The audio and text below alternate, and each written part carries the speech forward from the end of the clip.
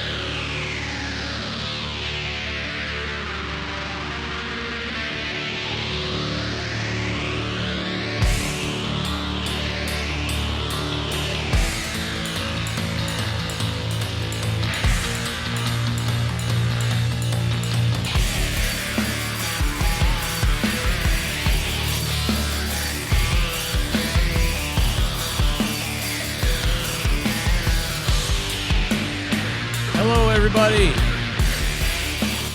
Jake DeMarco's in the house. I'm Joe Cronin. You're in the chat, and you're feeling nice. I know you are.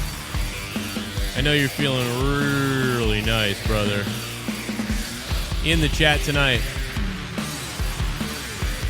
It's time for a little war, everybody. What's up? You want me to hold you down tonight? Because you're not my wife.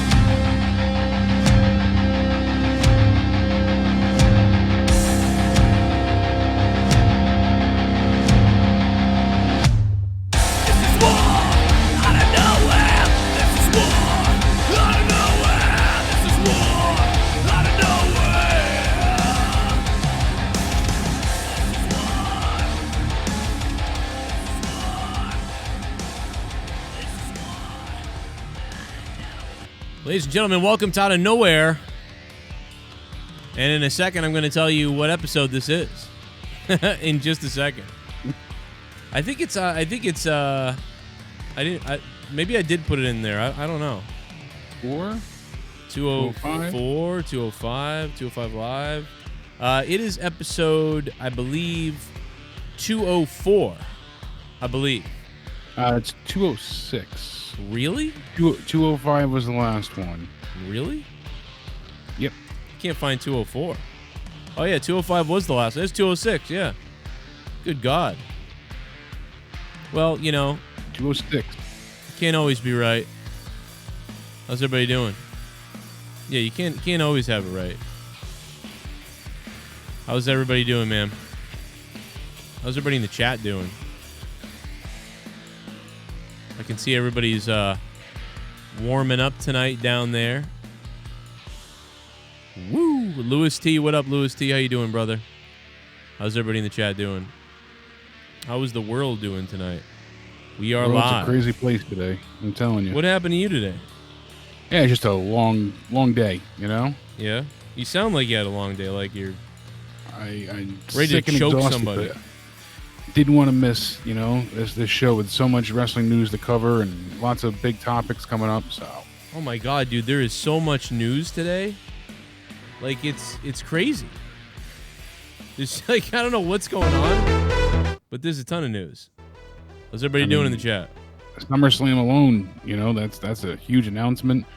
We got WWE trying to, save their sinking ship. Is it going to help? We don't know, but we'll see. Yeah, WWE trying to save the sinking ship. How are they going to save the sinking ship, though, exactly? That's their hope. They're hoping to right some wrongs by going ahead and moving themselves to the Amway Center. So it started out with WrestleVotes tweeting out a picture of famous WWE moments that happened in the Amway Center. And from there, people kind of figured out, hey, something's going on. It was originally scheduled to take place in Boston, as we know. That's not happening. Going from there, we said, would they stay at the Performance Center? We heard that Vince wanted to get out of the Performance Center. So they'll still be in Orlando, but they're going to go ahead and go to the Amway Center. It'll give them much more room. I believe they can utilize pyro as well now, so gives them a bit of a heads up for that. Plus, the shows will return to being live. So after they tape tomorrow, I believe it is, for Raw and SmackDown, which has been a disaster. We'll get to that. But after those 2 episodes, then they go live. So from now on, they're going to be live from the Amway Center for Raw and SmackDown. Wow. Okay. Live from the Amway Center. I mean, it definitely leaked out. AEW is able to bring some fans in, and this is, they took extra precautions. Is this an outdoor thing too? So they're like, oh, we're going to be outdoors. Is the Amway? I don't believe so. It's not outdoors? I don't believe so. Why did I think? I don't believe it's outdoor. Oh, man. Wow, that's too bad. I was really counting on SummerSlam at the beach or something. It really blows. But it's so big that they can really social distance people. It's a very large arena, so I don't think I know it's not outdoors, but I don't know if there's any type of like opening or anything for it. I don't believe so. Oh man, I would have really, really liked a but last night for AEW, they had face scans that made sure not only were you wearing masks, but they had security walking around constantly correcting people that were taking their masks down or anything like that. And they scanned people's temperatures on the way in. So, I mean, they were trying to abide by the guidelines as best they could. Right. So they tried to take extra precautions. And it wasn't many fans. It was just a few. But still, I mean, just that little addition added something we noticed to the audience reaction. So, yeah. Okay.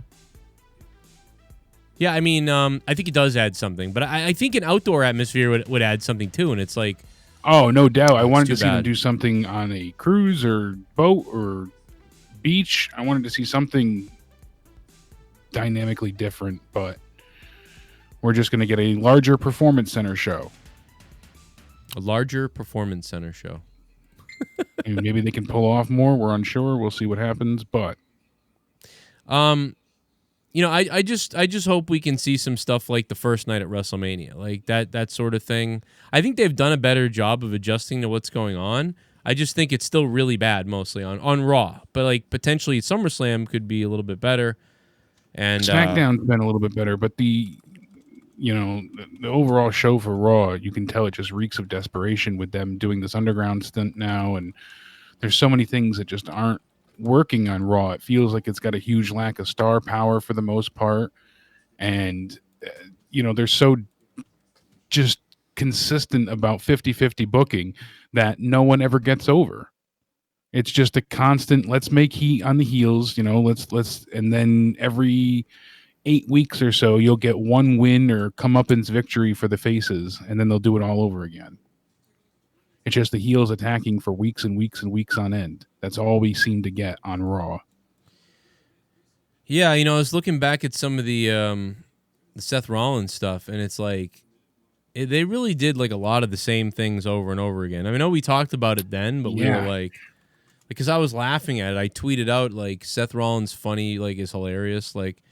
And he is. It is funny. But when we were living it week to week, although some of it was really funny, a lot of it was just like, oh my God, they're doing it again. Like, it's what a slow how many burn. times have we seen this angle? How many times have we seen this match, this scenario, this situation?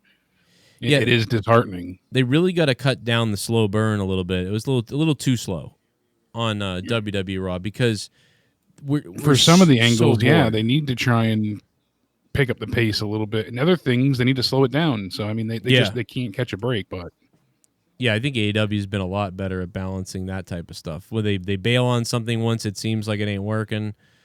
As where Vince bails either immediately before it ever gets a chance to take off the ground, or he forces it down your throat until you're so sick of it that you don't want to be a fan anymore. Or he even though I know those are the two options usually. I know this is what you meant, like he bails on it, but he's got multiple ways of bailing on it.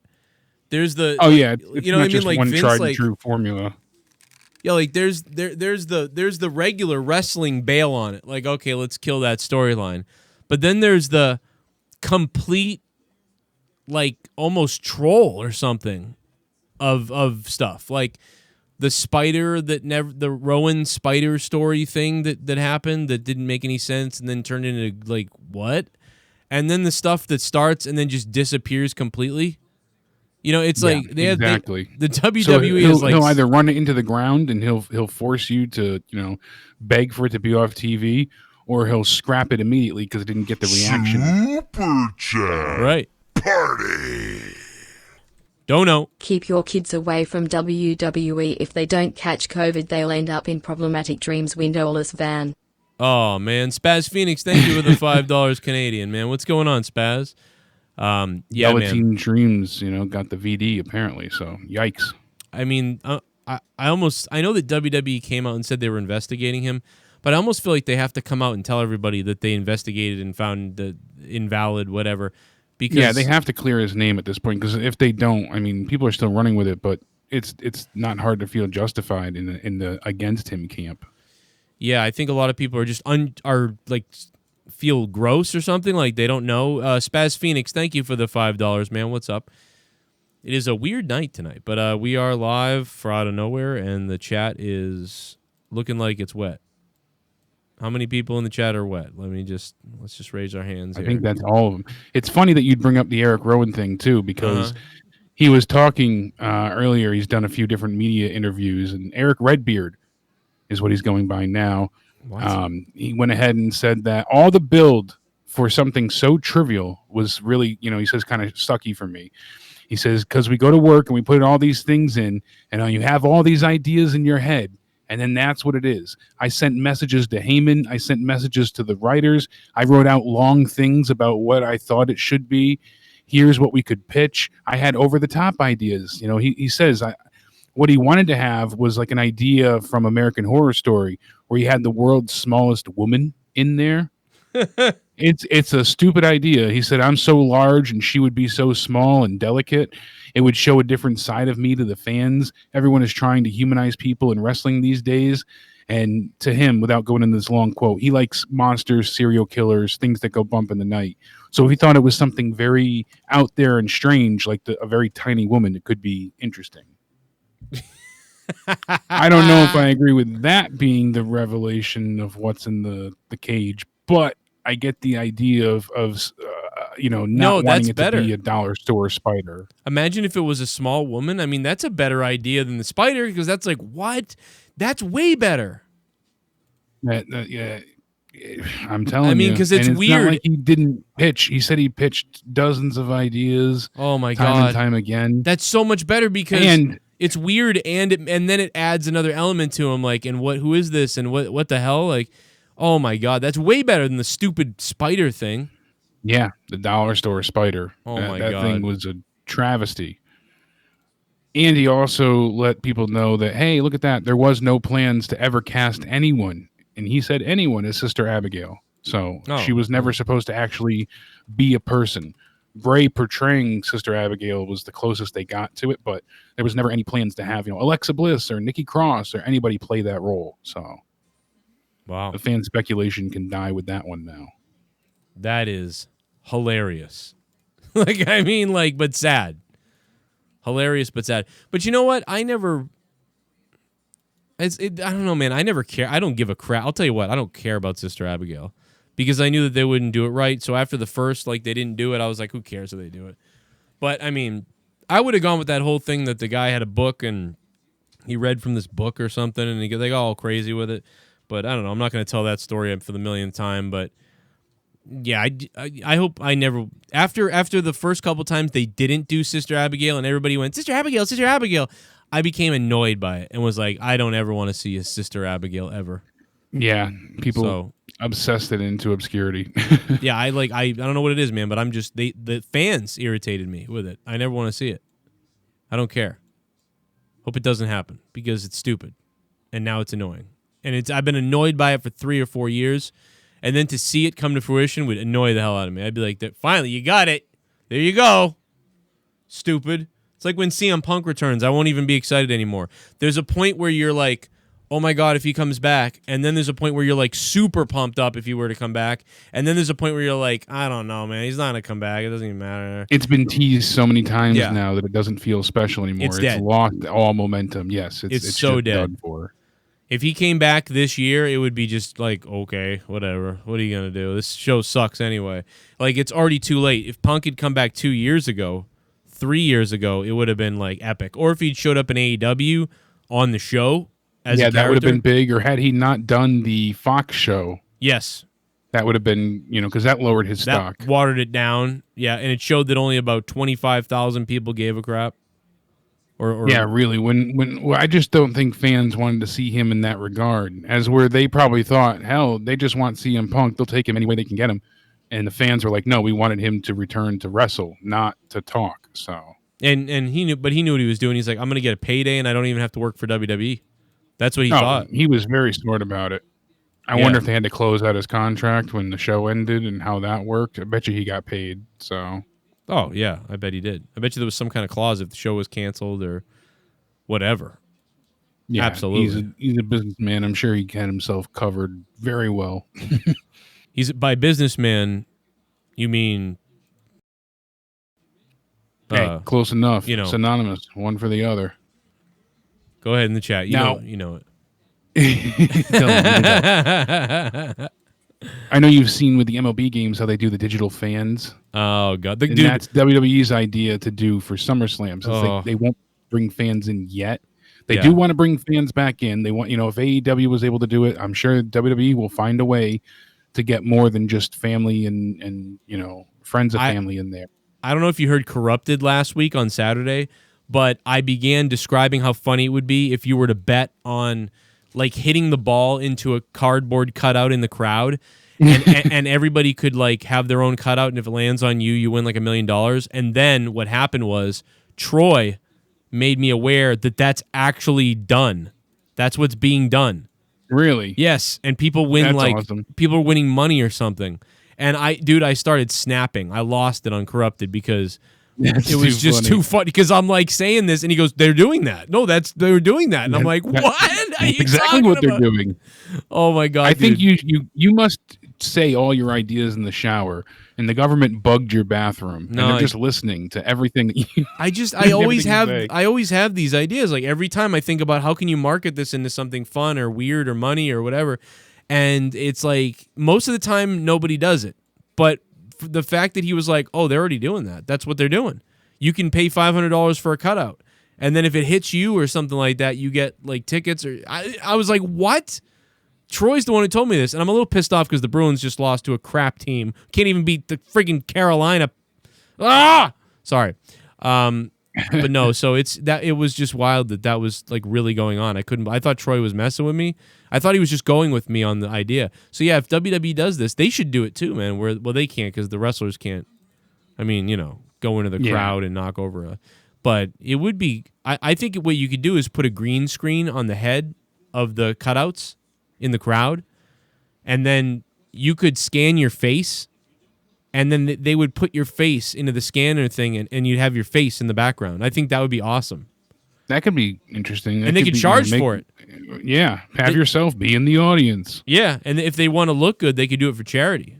Yeah, I mean they could do that with a Flash plugin, so you could pick you and your friends to be in the audience at all times, Right. stuff like that. And we were like on Corrupted Podcast on Saturday on Patreon, which you guys should sign up for. We were like, it'd be funny if we took Tommy's face and just submitted it, and then he was in the. It was a lot of dumb ideas, but it was, I don't know, man, it was pretty funny. But so SummerSlam, Amway Center.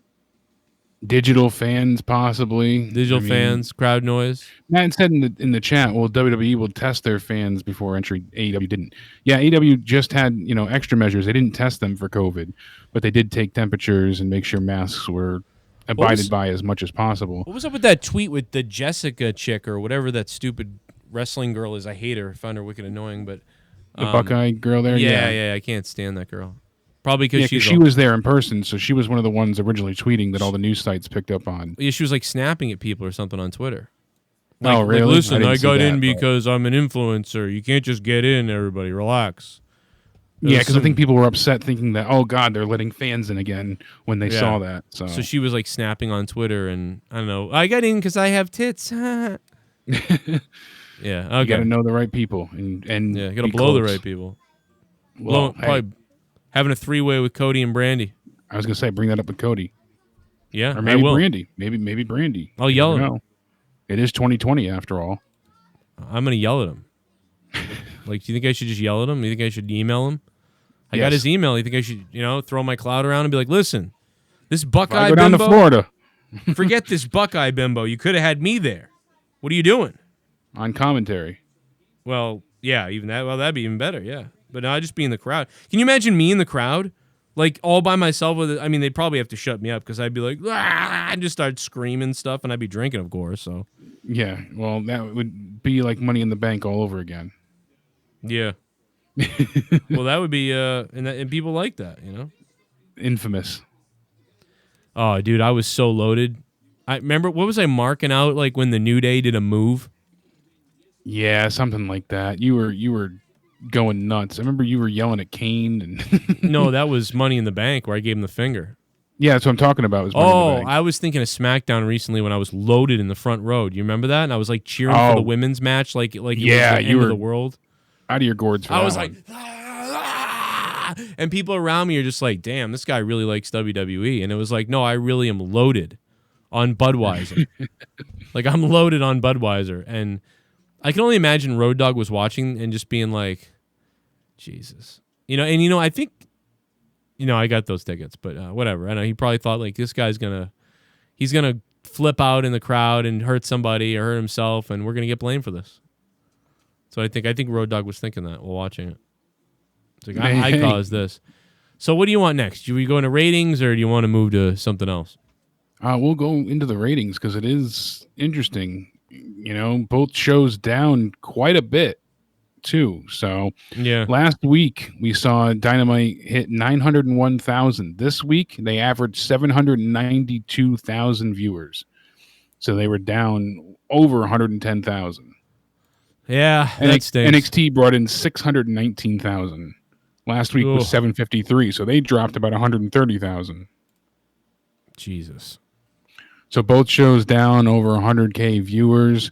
I don't know if there was other competition on for TV. Was there was some sports any on, right? Games going on? Yeah, there had to have been sports, I think. I think there was potentially basketball. There was baseball. So now they have and the hockey to go up against. Now, hockey playoffs. Hockey playoffs were on, right? Big Brother's back. Wrestling is gonna, as more shows come back and more things. As long as the pandemic's around, I don't think wrestling's gonna have as much of a chance as we'd like it to. These are pretty. Wrestling it's like going to a concert with no fans. It doesn't work. There's a comedy show, no fans, doesn't work. There's certain things that requires an audience. And wrestling heavily relies on a crowd to get things over, to make things work, to make things feel presentable, to have angles be delivered and promos hit and matches mean something. You need the audience. It's just not working with this social distance plexiglass. Yeah, I don't fucking. I mean, these are solid numbers, though. When you look at AEW numbers, 845, 773, 901, 792. I mean, Those are pretty good numbers right there. 4 weeks in a row. I mean, they're both pretty much in the same ballpark, but just losing 100,000 viewers from week to week still isn't great.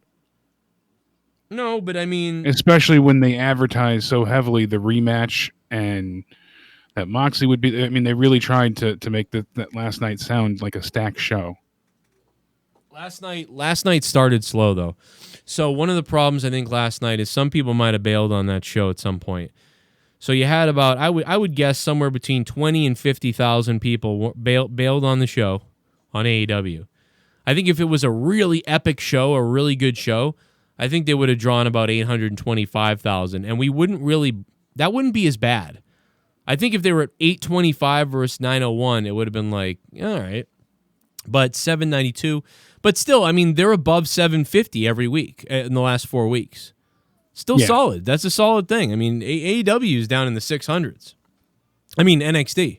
NXT, yeah. I mean, I'd like to see both of them doing better, but we're being super dorky and picky with these ratings. But that's kind of like fun. But it is. But they're so But we used to just be focused on the numbers, and now they're actually talking about it with the Demo God and Tony Khan and Jericho tweeting about it nonstop. So. Yeah, they're like obsessed over like the number. It's weird. Like they're really. Yeah, more than you would think, I feel like. I'm about to kill it. Oh, shiz. Oh, no. Oh, my God, I broke my face. Oh, God, I broke my face. Oh, I think I'm... Oh, what the fuck is... Oh, what the fuck is... Oh, my God. Oh, my God, my face. Hey Jake, I apologize. Gritty promised me he was only using your PC to write poetry tweet. I guess he was looking at Claude Giroux pics and mascot porn instead. I apologize. He's a bit out of character these days due to not be able to be with G right now. Yeah, he's a little fucked up, but that's all right. That's why I'm finding orange fur. Well, you know what? I don't know what he's done to the Philadelphia Flyers, but I think Gritty is banging the entire Flyers team. Because I mean, the Flyers are kicking ass, dude. So like, I'm not sure, but yeah, I think, man, Gritty's giving some Hummers or something. He's getting them all horned up and sending them out there. By the way, if you guys missed it on my Patreon, you should later on go listen to this. It's Note to Self. It's up. I went on a big rant, 26 minutes long. Go check that out. Note to Self. It's up for all you guys to listen to.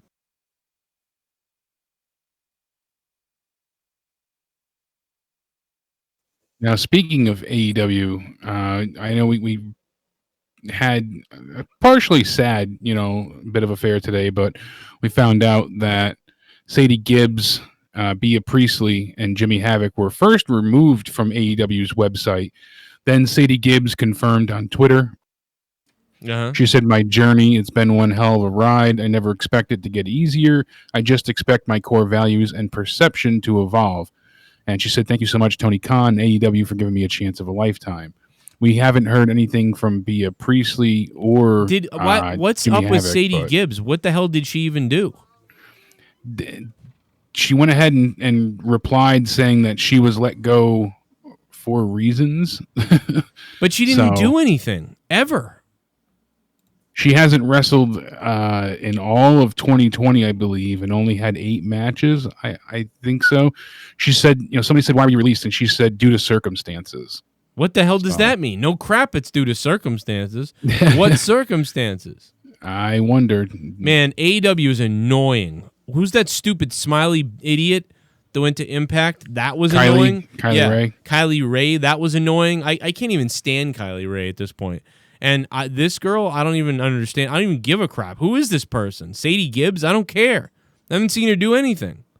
I heard everybody say, like, Sadie Gibbs. Well, who cares? She hasn't done anything. And then Jimmy Havoc was, taken off TV after the allegations of harassment, abuse, rape. He had a bunch of allegations against him with the Speaking Out movement.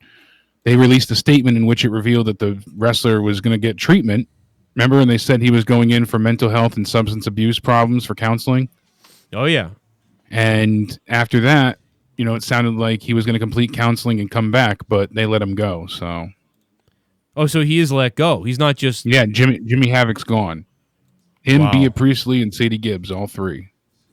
What the heck? I mean, we said this. We knew this was going to happen, dude.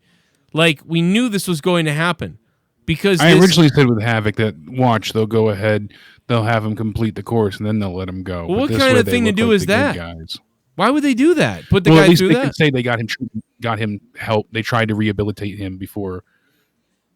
Oh, my God. They can't work with him. It's like their little, soapbox virtue signal.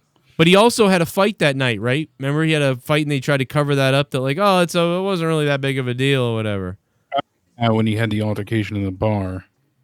Yeah, man, he was he was an interesting guy. He was like one of the interesting characters they had. Yeah, I know that Jim Cornette crapped on him and said, it was an idiot mud show guy who can't do anything and he looks stupid and all these things. He's had some great death matches, and I'm not crazy into the the blood sport side of death matches, but he's had some that are pretty damn harrowing, and you're like, wow, he really amped it up to the next level. So that's hilariously dumb, but I mean, hey, wow, yeah, I don't know why they would go ahead though, and like you said, just to make AEW look like, hey, we tried to help him. Similar to what WWE does before they fire people, they'll go ahead and, we'll put you through rehab or, that kind of stuff. So much for all the stuff they did with him, like the story of his life and getting to AEW and finally and all these other things.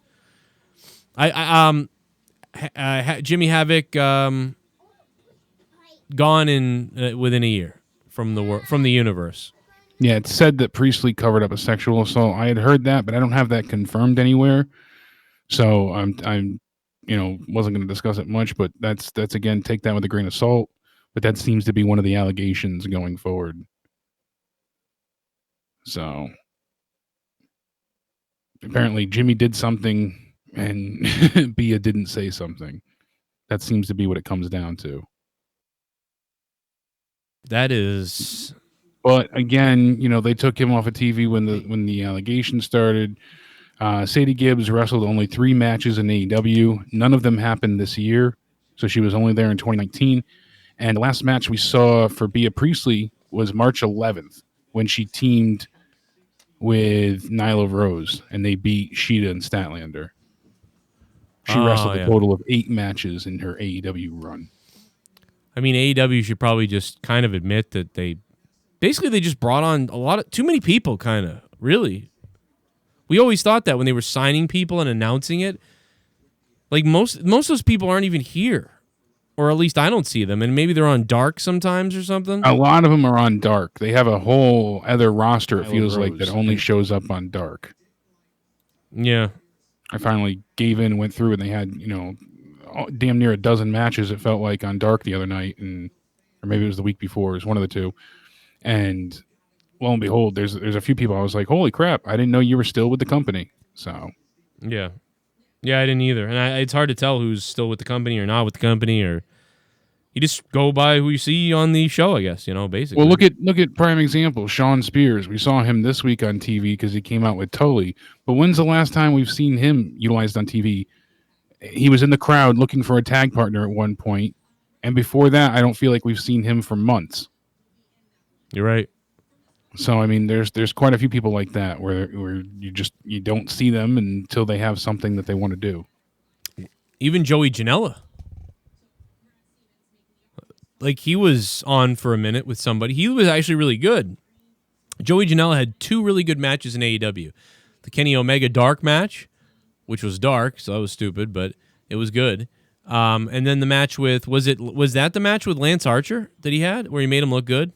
Yes. So that was a good match. That was Archer's best match, and really Joey Janela sold the heck out of that match. Joey, you nailed it, bro. If you're ever listening to this, you killed that. I mean, I said it that night. You just really good job. They need to have Joey, do that a little bit more often for people. Maybe get a win once. Yeah, in a while. he was over on TV too, so that was another one which I wasn't sure why Kip Sabian, Penelope Ford, they were getting over as bad guys and. Well, they stopped showing up. Quite honestly, I didn't like them at all, but it was starting to work, though. I felt like, some people were taking an interest. I hated them, but it might have worked. It might have worked for other people. I just didn't. I was like, oh. And yeah, it's like there's just it seems like a limited roster or something right now with AEW. A little too limited right now. Maybe that's COVID. Maybe that's something I don't know about, but it just seems limited. Chat party. Spaz Phoenix coming in with $10. WWE used to get dumped on for how they treated their women, but now NXT's women's is literally the only thing they are doing right. Right. The rest is ping pong eyes and child molesters. Oh, ping pong eyes. Oh my God. Jesus. What the hell? You ridiculous piece of shit. Good God, Spaz. But at least he donated. Thank you for the $10, Spaz Phoenix. We're appreciate the donations. Thank God. Spaz is here. We may never reach the Tommy ban, but we have till We have till Saturday. We have till Saturday to hit the Tommy ban. Look at that. 7 days. 7 days, and we're almost halfway there. Almost halfway there to the Tommy ban for 2020. Unbelievable. See what happens tomorrow night. Monetize this. The corrupted channel. What else we got? Can't wait. Oh, a little bit of the bubbly. That's it. Might not make it. Bubbly? Look at this stuff. Oh, a little bit of the bubbly. That's it. Fuck Mean Gene in his mouth. Fuck her or tear her out. Do the same with SmackDown. Save your cum. Week to week scream and shout. Deborah told to shut her mouth. No more cunt's thorn in her brown eye. We all come together. This my hole. I don't know why, but that last part, this my hole. Like, what was that about? This my hole. God, this is my hole. The Goon. Yo, Goon, thanks, man. I was singing some weird songs on Patreon today. That's weird. F that psycho.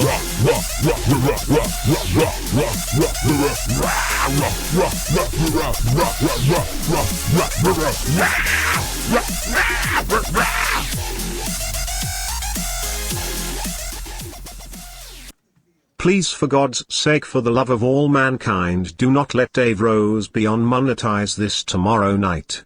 I swear he makes the show so much fucking worse. To be honest, I don't mind him on any other shows, but monetize this, he brings the vibe down so much. Yeah, I guess I don't notice that. I mean, he is a weirdo, but I don't notice that.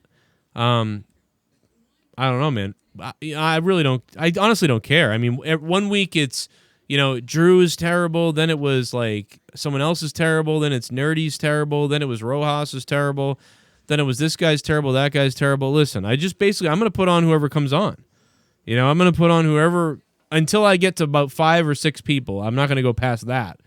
I'm going to put on make the show you want. You have fun, and that's all that matters. Yeah, people will enjoy it. If you're having a good time, then people are going to enjoy it. I'm going to put the first 5 people I can on, and then we're going to take one call throughout the night and rotate people out. I mean, it's really up to whoever calls in.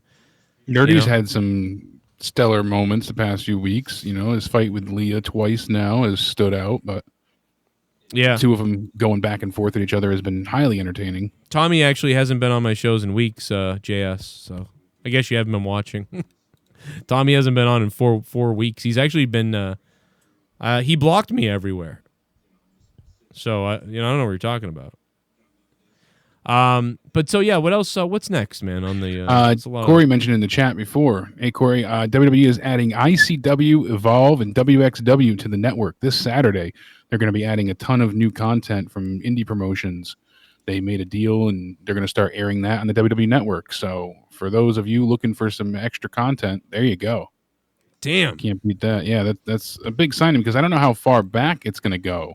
I'm curious, but I mean, they potentially got a huge, library assortment on their hands there. I cannot wait to watch all those vanilla midgets do jumps off the top rope. It's going to be amazing. It's going to be a lot of fun to watch. This smells like my vagina. Yes, Drew. Okay, Drew. Yeah, relax. Jeez, Drew. Gotta always chime in with that. You're a sick person, He gets just Drew. too damn excited. So That's what it is. He just gets too excited. He can't keep himself calm. Yeah, well, he gets too excited to tell people he's a female, which is... Oh, and Progress Wrestling. Yes, that's right. They're putting Progress on there? How many... Wait a minute. Yes. Going back how long? That's what I'm not sure of. That's what I was saying. I don't know how far back they're going, so I can't wait to see on Saturday what they're including. We got Chris Jericho responding to a guy who called him a COVID god. Yeah, said go spread a little bit of the Rona. Did he tweet out a NXT gif? Did he? That'd be hilarious if he did. He did. Someone said COVID God below this tweet that he made. He made a tweet of Keith Lee opening up the book and getting the fireball in the face. Oh, yeah, because he's talking about they had a .32 and NXT only had a .16. But he's an idiot because all this makes me want to do is like, I didn't see that. I want to go, what the hell happened? Exactly. That was so well done. That was one of the best contract signings I've seen in quite some time. It was really unique, handled really well. The sell with the fireball was pretty freaking cool. I thought it was sold well. It looked like Keith Lee got his eyes burnt out. You know, I thought they built up anticipation to the point where you knew something was going to happen, but that's not what I expected to happen. So yeah, it's like, but what? So now you just drew attention to it. So anybody that really hasn't been watching NXT, there's going to be a few people who go over and start watching that show, who just start watching. Yeah, it. I'm going to see that GIF. It says NXT, and I see a fireball coming out of a folder. I'm like, what the hell is this about? I'm going to go check that out. Yeah, I mean, it's really stupid. It's like when Bruce attacked me right after he left YouTube, or on the last free show that he did on YouTube in front of his entire audience. Said, hey, this Joe Cronin guy, and then flipped out, and then he left YouTube and then did his show behind a paywall, and literally for like years, I had every once in a while somebody be like, oh, I found you because of that guy, and then he left, and I didn't have him to watch anymore, and then I started watching you, and I thought you were funny, and I'm like, thanks, thanks for telling him about me, idiot. Yeah, thanks stupid. for letting him know. I mean, this is kind of dumb of Jericho. I mean, I got to be honest. And I know that, like, he's been irritating lately. He's been so on this whole demo thing. And I know he turned it into a catchphrase, but it's not a good look. You gave them extra ratings. It makes you look so petty and foolish. And well, even when they beat us, they don't beat us in the demos. And that's really what matters. And, you can't even concede 1 week and be like, oh, they got us. Good job. But we're going to come back even stronger. No, we still got you. What are you talking about? You can't defeat us. It just seems distasteful. Tacky. Yeah, really. It seems weird. It's bizarre. I don't understand the point. It's a bad idea. It's just a stupid idea. And that's, I don't know. Like, I get he's like, I mean, they're both companies are doing it, kind of. But I mean, I don't know. Like, if I was Vince, I'd be like, don't say a damn thing about these people. And, like, let's just kick ass over here. And that's what I think, kind of think AEW should do in a way. I don't know. Let's drop a dono again. Oh, there he is! That's gotta be Kane! Bimbo! My name is Kane and I'm donating Bimbo freaking Baggins! I said it before that AEW's wokeness and hypocritical social justice bullshit will cost Cody. I can already see the walls crumbling. Cody get woke, go broke like the rest of the woke brands, bitch boy. Well, what's going to kill someone is when, like, somebody gets exposed for actually being a bad, or saying something bad or whatever. Bimbo Baggins, thanks for the 666 Bimbo. It's like a video of Cody comes out with his dad from, like, calling somebody a chocolate, just something messed up. Bimbo Baggins, thanks for the donation, man. I don't know, like Jimmy Havoc's a good example. I mean, everybody questioned Jimmy Havoc's whatever, and then they defended him like crazy, and then this happened, and now they let him go. I mean, I think that's wild. The people knew, and this he's gonna go back and drink somewhere. I mean, maybe the Indies will be all right to him. I don't know. I don't think so though. I'm worried Jimmy Havoc is gonna turn up in a. I don't know, man. I hate to say it. I get worried when guys like this lose their job. He's in a downward spiral right now. This guy's going to friggin' turn up on the news, passed out at a bar, or like, in a gully somewhere. I don't know, man. This was everything, I feel like, to him. Anyone trying to defend their point that Jericho is just trolling, I said this just makes him look bad. It doesn't matter. Why? What does he benefit from the, it's a troll, or, it's I don't agree. Saying I love TSS, but saying Mark Cuban as a excuse to benefit Jericho, no, that doesn't work either. He's another cuck. Yeah, I don't even mind what I don't mind what Jericho's doing. Like as far as that goes, that's not what I'm more thinking about it logistically. Like you're giving them viewers. Yeah, you're giving them attention, and it just makes them look petty. I don't care about I don't think he looks petty. I just think he looks stupid for giving them viewers. No, that's my opinion. yeah, you're calling it petty. I'm not. Yeah, I don't think it's petty. I think he's being a goof at this point. He knows that it's getting under people's skin and it's funny, and I think he's riding that wave. But I think it's a mistake to poke that. I just don't understand showing the other company's product. All you did was just tell all the audience that you've been building up for yourself. Like, look at what they did. You just gave a free advertisement. If I was Tony Khan, look at how cool this looks.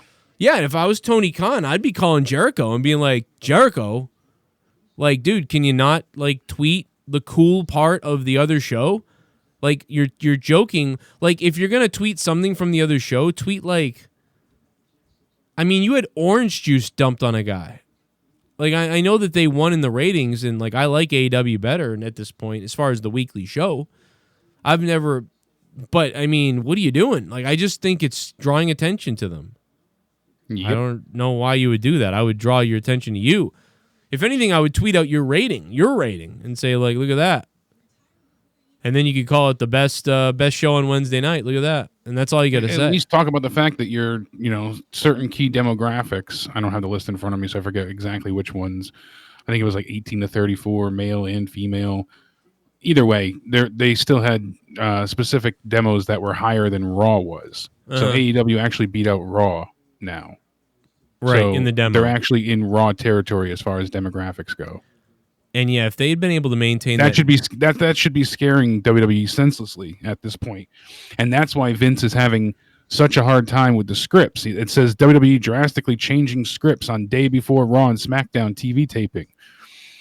As I said, they're supposed to film, and they were supposed to have everything done. And as of the 12th, they still had so much work to do. Today's the 14th, and you're hearing about things being finalized now that was supposed to be done yesterday.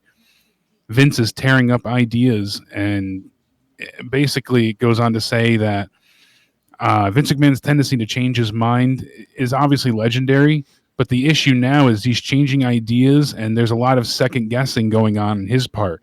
He's questioning, his decisions as they continue their quest to regain viewership numbers. So it sounds like Vince is finally shaken, or at least not, as confident as he usually is, because he's unsure of himself, and that doesn't sound like a typical Vince way of life. No, if that's true, then that's weird. He should be, because something's wrong. I mean, but it's like he never noticed. But that's the thing. But that's why he's second guessing himself so much, because so much is wrong. So they've ripped up SmackDown script, they ripped up Raw's script. They're doing on the fly. And that's what makes these shows so just unorganized. Yeah, and they're all over the place. They wouldn't. I don't even think they would have been good if they were organized. Like, because their stuff is just not good usually. I mean, some of this stuff has been like okay. Like last week, I think was one of the better Raw episodes of the year. I gave it like a 5 or something, or 5.5 or something, or I don't even know. Like I can't remember the last time I gave something above a 5. Like, and it wasn't that good, but it was. They had a couple good things. Give me a hell yeah! Havoc is a great wrestler. He's not just a good deathmatch guy but underrated in the ring. Havoc has talent, but he can be a hothead at time. One of my favorite British wrestlers. Yeah, I just like him. I like that he's different, kind of, and that he has a good look. I think he's got a decent entrance, I mean. Yeah. And then I think he's got that hardcore vibe, fade to black. So, I mean, I know that he people... really does. I just hope, we don't know about the allegations against him. And... Oh, yeah, I mean, if they're really bad... Oh! They're not good. They're quite awful. Oh, really? Uh-oh. Frog off! E-Murder. Welcome back, Jake and Joe. What do you think about Cassidy? E-Murder 99. Yo, E-Murder, thank you, dude. That is a $20 super chat party from E-Murder. Yeah, we need Orange Cassidy to team up with Pineapple Pete and become, a friggin' fruit platter. Oh, my God, no. No, Pineapple Pete actually is done with AEW currently at this point in time. So. Oh, really? he might come back, down the line. But currently, he's done with AEW. He said. Well, he didn't really have much to do. He's been on Dark a few times, and that's pretty much been it. Well, he sucks. So, I mean, I don't know. Sorry, not sorry. I mean, Sorry, I don't know. I don't know, dude. Like, I mean, a lot of these guys are just garbage people. Like, a lot of them. Sorry. I hate to agree. I don't agree with Jim Cornette about Havoc. I think he's got something to offer. So it's too bad. I think he wrestles different. And because he's got a different style, I think the more different styles you can have, the more people stand out and things get a little bit more exciting. And so that's why I really liked Havoc, even though I wasn't big on him originally. E-Murder could be taking home that JCS Digital Championship tonight with the $20 drop. But so can you tell me real quickly just like the worst allegation against Havoc? Do you have it? Do you know it? I don't know it all offhand, but they said that he was alleged rapist, and what? There was a lot of shit against him. So, I mean, they proved this though. You think? No, I don't. That's why I said I don't think anything's been proven yet, and that's what. I'm waiting to hear more information about. But that's why he's been so problematic. Oh, we got a call coming in. First call of the night. 339-226-6610. Man, I'll tell you what, calls have been down last like 3 months. I don't know what it is, but like not a lot of calls come in. I don't know what happened with that, but we are getting a call. 769, hello. Colonel, what's good, man? What's going on, man? I wanted to ask you just a simple question tonight. Why do some people hate Justin Roberts? I think it's his cadence or whatever. Like they just don't like it, I guess. I mean the Gian like that like that's always the thing where it's like Moro Ronaldo. Most people like Moro and a lot of people like Justin, but there are going to be some people who find it obnoxious, I guess. So that's really all it is. I think I've actually started to like Justin Roberts. I used to not like him. Me too. I kind of like him in AEW. He feels like a real announcer. I don't think. I think the aside from what's her name? Lillian Garcia. I think Howard Finkel, Lillian Garcia, Tony Chimmel, and then after that I was gonna bring him up. Yeah, after those three, and maybe after like Buffer, an entrance guy like Buffer, both Buffers, I would say probably Justin Roberts, I guess after that. Maybe there's one other one I'm missing, but yeah, he's all right. I find him all right. It's a little obnoxious, I get it, but I still like him enough. It's okay. He's better than what WWE's got going, I feel like. All right, thanks, man. That's my answer. You're welcome, man. Jake, what do you think? Do you like Justin Roberts' I do, and a lot of people he gets under this, their skin, but I like the drawn out stuff. Like I said, it tried to give these matches a life of their own and a big fight feel. I think he tries to do that. He's certainly very passionate and effervescent. He puts his best forward each time. I know it's not everybody's style, but I do like it. When he used to drag out The Undertaker and CM Punk and stuff like that, it didn't bother me. Yeah, I think he's been all right. I think he's not my favorite of all time, but just doing a quick Google search. It's rape allegations brought against Jimmy Havoc by anonymous accuser. There's just his ex-girlfriend came forward with a bunch of allegations. Really? So there's quite a bit. He had a big fight in AEW. Who knows what other stuff has happened? Maybe he's drunk every show, and they're like, "Oh God, there he is again." And we thought this a long time ago because we said he went. All of a sudden, he was off TV. So we've been on to this for a while, by the way. We've been since June 20th or 22nd, somewhere around there. Yes, is where AEW finally addressed and said that they were sending him to counseling. And we said like in friggin' January or February, like, man, Havoc is not. We said that basically he was kind of missing in action after the fight at the bar. I mean, I know that I guess we found out that he appeared on some, dark episodes or whatever, but really the guy got demoted. After that, he was back on MLW for I don't know if those were just like pre-contractualized dates or if he had to pick up extra dates because he was no longer with, working full schedule with AEW, but yeah, makes you wonder. That's an interesting question. I don't, I don't know. Because was AEW ticked off with him, so now he's like, well, I can work some extra dates. That's possible. Maybe, but it sounds like he's been trouble for a while. Oh, no doubt. Which is too bad because, again, like I think they need all these diverse characters and people, I think, and, they really kind of pegged him in as a staple, like the top, like, with the 50, like you got 15 guys kind of. He was in that top 15 of the company. And he just completely disappeared after the bar fight, really. Or whatever. I forget. Who did he fight with? Excalibur? That happened, it was done for. And he fought with Excalibur too, right? And they love Excalibur. Yeah. Like they love Excalibur. They love him so much that they didn't say crap about his N-word thing or whatever. Yeah, they didn't bring up anything. He just withdrew himself for a few weeks' time, he said, so that they weren't getting any fuss towards the company. But he did that of his own volition. And you know what? He, in a way, like, he said nothing, though, right? Did he tweet this out, or? I don't think he made any comment. Yeah, so like, the best things you can do when these things happen is literally say, hey, you know what? I don't give a shit. Or say nothing. I feel like. Because people said nothing and it's gone away. Like, listen, and I don't care because it was a storyline thing that people did, and he said the N-word as a character. It's not just because you say it's not good to say the N-word, but if you say the N-word, it doesn't mean you're racist. You know what I mean? So people have said, like, Stone Cold Steve Austin said it in a movie. He said it in Longest Yard. He was paid to say it. It was written for him to say. That's never come up. So if I was Excalibur, I'd be like, yeah, Stone Cold said it in The Longest Yard. I said it too.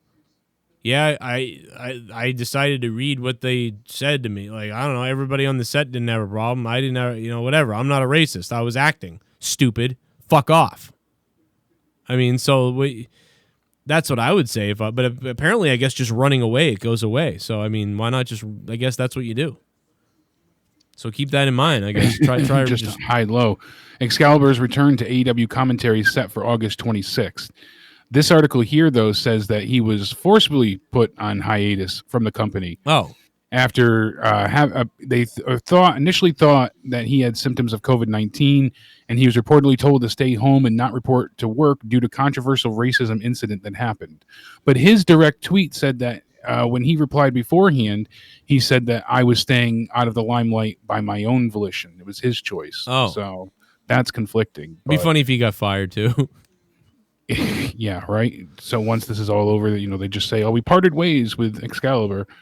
Oh God. He's coming back the August 26th episode of Dynamite. It says here, though. Is there really a big announcement for him coming back? Like, no, this is on website I haven't seen before, Pro Wrestling News Hub.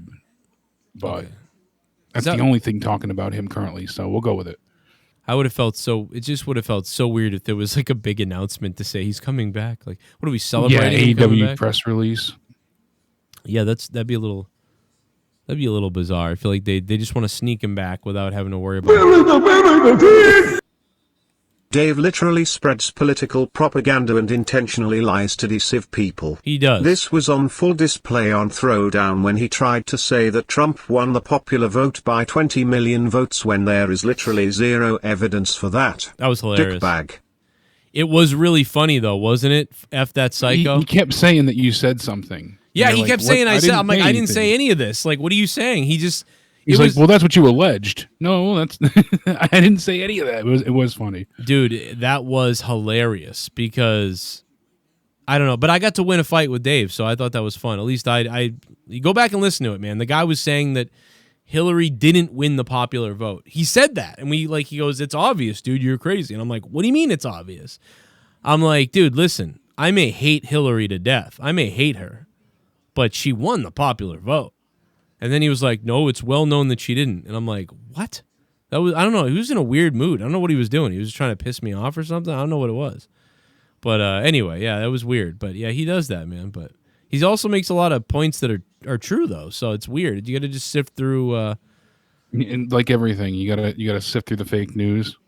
With him, yeah, and he's got some great points and some things I don't know. But I don't know. Well, speaking of great points, why are we talking about him out of nowhere though? Is the question. Yeah. I think this is a step in the right direction, but WWE is putting the final, touches on the card for SummerSlam, and now they're allegedly adding AJ Styles. Hey, look at that! We might want to have our Intercontinental Champion at SummerSlam. No, who would have thunk it, Joe? Amazing. So they're going to have Jeff Hardy take on AJ Styles. Jeff Harvey take on AJ Styles at SummerSlam. That's an interesting matchup. I think that they could have a really cool match with each other. I'm sold. Let's make it a ladder match. I didn't watch, much TNA, so if they ever faced off there, good for those ratings. But I'm excited to see this.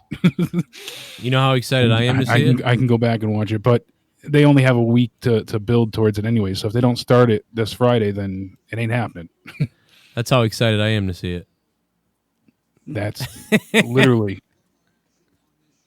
Remember. At least they'll add the belt. Do you remember when we talked about Triple H putting me in this seat right here, and we talked about I forget who it was, but somebody was like, Joe, you should have dressed up and not worn your hat. They were trying to frame you, and they were trying to see how I trying to see if on camera. Yeah, because the cameraman. It was your camera test. He kept shooting that way, and Triple H put me there. So he's trying to frame you to see how it looks, and you're sitting there with your backwards hat, and he's like, no, that's why they went with Vic Joseph. Because he was already in the suit. That's hilarious. Whoever said that was really funny. I was like, that's a good point. Vic Joseph came suit ready. They put me in this spot like 2 or 3 times. 2 or 3 times right behind the announce table every time. The time with Leah, we were a little bit to the right, but it was just funny. I was like, you're right. It was a camera test, and I looked like a strung out idiot in the front. I never just thought about that just now.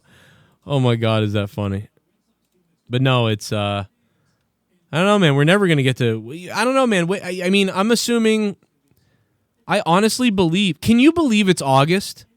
And I know this time is flying by. This whole year was We've almost been in this pandemic since March. Here, but dealing with this since January. So I mean, I honestly believe that people aren't going to feel comfortable or good enough until we get through some of the winter with COVID numbers dropping.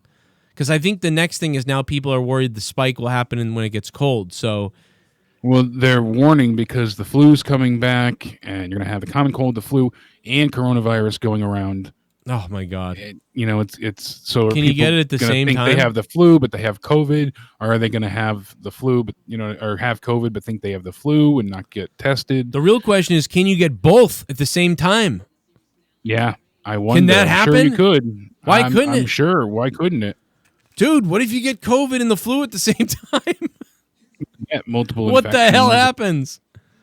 Like, I don't know how your body responds. Say you get COVID, right? Or you get it, but then 3 days later, you actually have the flu then. And then you get the flu and you get 100-degree temperature. It goes up to 102, and then the COVID starts kicking in. And that turns Are you dead? pneumonia. I mean... Well, I imagine you just stop breathing at that point. I mean, but it can happen. So I haven't been sick in over a year, and that's never happened to me. And it's because the kids aren't in school. Yeah, it makes a huge difference with Courtney, when she wasn't at work, and there wasn't, because we were getting sick all the time with colds, and with Danny not going to school and Courtney being away from the daycare so long, it made a huge difference in our immune system. Here's the other time. Here's one of the other 70 times I was at WWE, courtesy of WWE, and I had a backwards hat on again. And this was the opening of SmackDown. This was the show where we made the opening, where they panned back. They panned into the crowd and then into the back of the crowd, like an over cam shot. And everybody saw us in the opening. It was really funny. And there I am again, backwards hat and a shell necklace. No wonder I didn't get hired. They were like, "What the fuck? This guy is." This is twice now with the hat and the same friggin' necklace. Yeah. Forget this. Like, fuck this guy. I'll fuck his wife, though. No, that's just...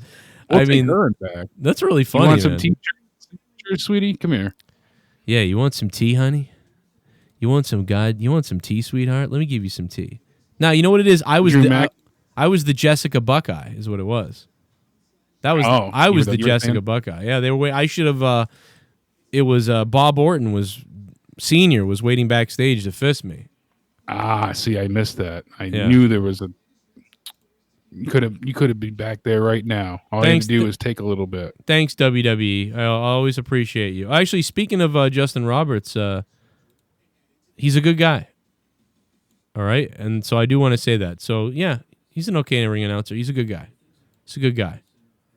I'm taller than him, but he's a good guy. Even though I'm taller than him, I won't hold that against him. So it is what it is. But no, go ahead. What were you gonna say? Drew McIntyre, through the last bit of my news here, went ahead and said that he would love to face John Cena. He thinks that would be the one he wants to beat. He said, "I want that name on my list." John! Yeah, you got to really drag that out. No, I think that'd be a great match. I do. Who could have a great match with John Cena? John Cena and Drew McIntyre. Yeah, that could be they could do the Triple H John Cena thing, except John Cena is the Triple H from WrestleMania 22. I'd like to see that. Okay, I'd buy into that one. Absolutely. Buy into that one. But I'm still not so sure that Drew's going to go ahead and retain the title anyways. But also I would yeah, you're right. It looks like they're going to screw him. Who was it with the Ric Flair idea the other day? Did you hear that? Yes, that he didn't actually kick him. Yeah, and they turned the lights when the off lights went out to punt him, and Randy had that done.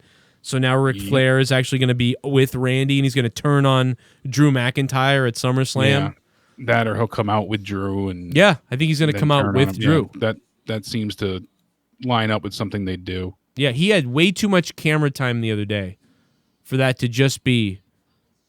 And maybe they figure if something happens and he can't be there, then they'll roll with this as is. But if everything works out, he's going to turn on Drew. And that's a great way to make Randy super heel even more than he is and get the belt off Drew in a dirty way and then get some interesting stuff going with Randy as the champion. And, eventually Drew will come back, but at least you can do it when there's fans again. See, the only thing that's basically a rumor killer for that is that Wrestling News Co. and Cage Side Seats are both reporting that Randy Orton taking out Ric Flair was writing him off television. Oh, really? So, I mean... Yeah, that they're done with him for now because they look at him as a liability since his wife had corona and then he had to isolate for a while and he's older. So he apparently is upset right now with WWE as well. Woo! But let me pull this up. It says a killer promo. Reason why Ric Flair is reportedly unhappy. By the way, I got one more thing to plug before we go on to the next topic, and I play the donations, and you read the Ric Flair comments. UFC this Saturday night, right? I believe it is this Saturday night. Somebody square me away. I'm pretty sure this Saturday night. Interesting fights. I will be live. We will be hanging out. We'll be partying. And woo! Oh, God, I almost broke my voice on that one. We'll be having a good time for the UFC. Yeah, it's Daniel Cormier and Stipe Miocic. That's going to be an explosive fight between those two. I don't know, man. We'll see what happens. I mean, hit or miss. I mean, the last couple of UFCs have been pretty good, like, for what they were. So, kind of.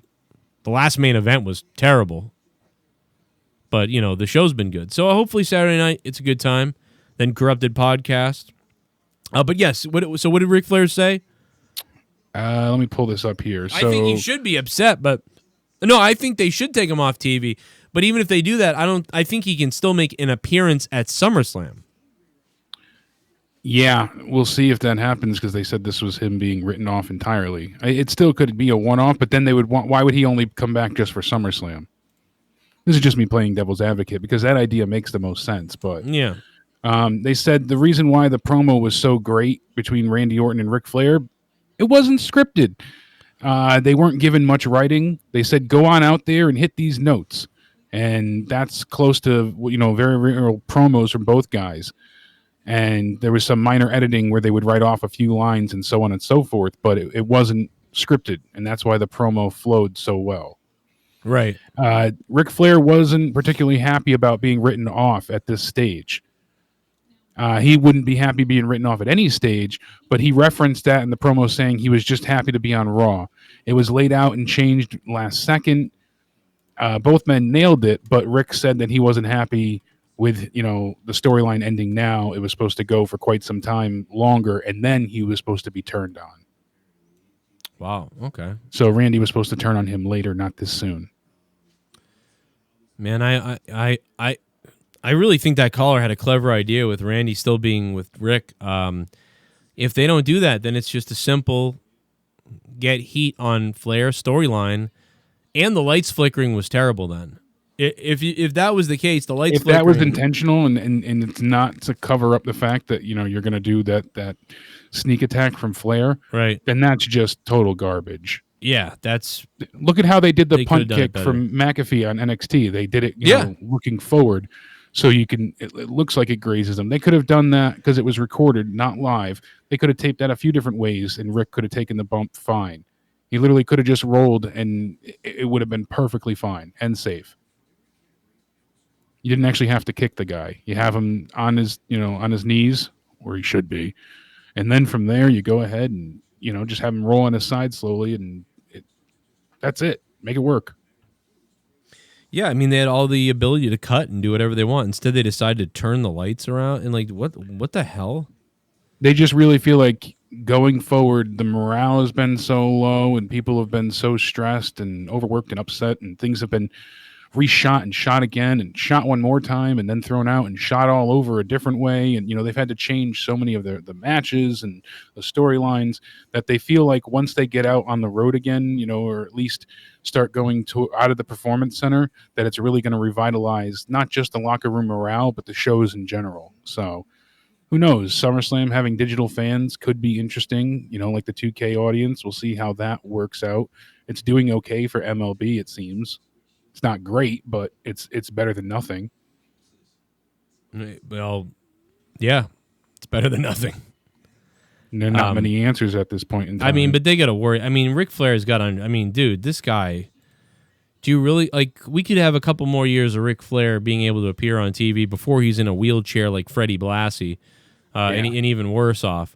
Do you really though want to die in the next 5 months of COVID? It's not worth it. Just keep him home, and I don't want to see him. I agree with Dynamic in the chat. He said I don't want to see Rick, managing Charlotte or managing Orton. It worked well to try and sell the angle, but I don't want to see him there long term. Yeah, exactly. I can't it's believe just unnecessary. We can't believe how long he's been there with all this. Yeah, weeks and weeks. I don't understand. Stanley Kubrick was worse at this than WWE. I mean, listen, Stanley Kubrick is a god, so he can do whatever he wants to do. Well, he couldn't fake things without making it look real, right? Oh, yeah. He scared the hell. He almost made Shelley Duvall kill herself. Hey, Sean O'Malley, man, he's 12-0, UFC 252. Sean O'Malley has been fire. Daniel Cormier's fighting. I mean, it's going to be an all right deal. So, I got... Man, I don't know. Yeah, O'Malley taking on Vera. That's going to be a big fight, too. Stipe Cormier, dude. And O'Malley's nasty, dude. I think I got O'Malley. I mean, O'Malley's winning that. It's a co-main event. He's undefeated. Then you got Dos Santos. He's fighting as well. Who else? Anybody else I know? Dodson. I don't know the featherweight fight. Oh, wait a minute. Daniel Pineda? I know him. I've seen him fight. I've never seen Herbert Burns fight. Yeah, it doesn't ring a bell. I don't know Herbert Burns. Does anybody know anything about Herbert Burns? So I'll have to look at that. That's pretty cool. Preliminary card is very weak to me. I'm not as familiar there. That looks like it's going to be a rough preliminary card. But we'll see, man. We may get some big ones out of that. I don't know. Jim Miller, I've seen him fight, and that's really it. So I don't know about the prelims, but we'll see what happens there. It'll be an interesting fight. But Stipe Cormier is going to be fun. I mean, absolutely. I don't know, but so yeah, Saturday night will be fun for UFC. We'll be live here, and then Corrupted will be later. Jaron just told me on Twitter. He goes, "I really missed the 555 donation." Yeah, because that was the one where the belt. That was the ugly belt. Oh my God, you got to be kidding me. And then people found it annoying though after, I remember it got really annoying, and so people were like, "Oh my God, get rid of that one." It was really loud. Oh yeah, they look just like the. Oh my god, give me a break or something like that. Yeah, that was an old one. But yeah, people get sick of that one, and I get why, because it was really loud. It was just too loud. Speaking of donations, fade to black. My name is Kane and I'm donating. Here he comes. He's on fire. Can someone tell me what's so special about Killer Cross? He seems like a ripoff of a few characters combined. Seen him a few times, not really impressed. Seems more entrance with eye candy. Not really believable to me. Give me Campo as the psycho. Fade to black, thank you. I think Killer Cross is all right. I don't understand the hype either. I see these guys come in these NXT marks, just go, oh my god, he's here, Killer Cross is here. I don't know. He hasn't proven his weight yet, but he's had some good showings. And yeah, eye candy is a huge thing because they're utilizing Scarlett properly, having her be like, almost like a dark witch in a sense. It's entrancing, it's enticing, and it works, I think, quite well with his character. He's the usual big guy, clunky monster, going to tear through the roster. But I feel like the way they've added a bit of psychology to his madness makes it more interesting. Let me explain to you something. If Killer Cross, or Karrion Kross, whatever he is now, if he had Scarlett Bordeaux in his corner like he does, and he had Jake the Snake Roberts with him, the both of them, that would be fucking demonic. And let me tell you something. This is the difference between Lance Archer and Karrion Kross. I'm not like, oh my God, Karrion Kross either, like you just said. But when I see Karrion Kross, I take him way more seriously. When I see Lance Archer, I think he's a goof. I don't know why, man. Lance Archer is kind of like Ryback or something. But like Killer Kross, when I see him, he looks like he's actually a scary dude who'll mess you up. And Lance Archer feels like he's goofy or something. I don't know what it is. So if you had Killer Kross with Jake Roberts and Scarlett Bordeaux, you know what we gotta like, almost like I would pitch it as like kind of picture House the Devil's Rejects a little bit, kind of like you're the old grandpa who's psycho, and Scarlett, you're the wife and you're the husband, and Jake is kind of like giving you all these little dark secret tips just so he can hang along to make money, but Scarlett, and you guys have this little faction going on. I think that would be amazing if you put that together. But with Jake in AEW, with Jake and Lance Archer, I just feel like Jake is the best thing about all that. And every time Lance tries to assert himself, it doesn't come off right to me. And yeah, I'm like you said, he's in Jake's shadow, and I don't feel like what they're doing, having him turn Jake into a whipping boy, is going to pull him out of Jake's shadow. Yeah. I don't know. And I'm not even the biggest Cross guy, all right? Because I'm not. Like, the people that are like, oh my God, Karrion Kross, blah, blah, blah. Like, I'm not that crazy about him. But he's got a decent entrance. And when he's in there, he just looks more intense and real. He looks like he's actually like a shithead. But he kind of reminds me of Big Cass. If Big Cass could have like looked a little more dangerous. But I don't know, man. This guy is more intense than Lance Archer to me. I'm not. I think some people are a little too overboard with Karrion Kross, but Lance Archer, he's still got a ways to go. But I think he's someone to look out for. Certainly. Let me just pull up a picture of Lance Archer, and maybe I'm going to go a little Jim Cornette with you guys right now. Lance Archer definitely has the more unique look of the two, I would think, but Lance Archer with this red fucking thing on his head, he looks like a fucking retard. I'm sorry. See, I think that's what they use to make him stand out. Yeah, he stands out like an idiot. Like, I mean, I don't know why, but Lance Archer just doesn't, like, I want to pull that hair and punch him in the throat. Karrion Kross looks more real to me. I know this is like, maybe I'm like being weird, but Lance Archer kind of reminds me of who were the guys from NXT that were good, and then they came out to the main roster and got just buried, and they were kind of goofy. Yeah. They're like, I want to say the Acolytes, but that's obviously not that. That's Farouk and Bradshaw, but you know what I mean. The Oddities. No, they were like, no, recently. These are like the guys who were going to be the new Road Warriors or something. They were saying, and then they got buried.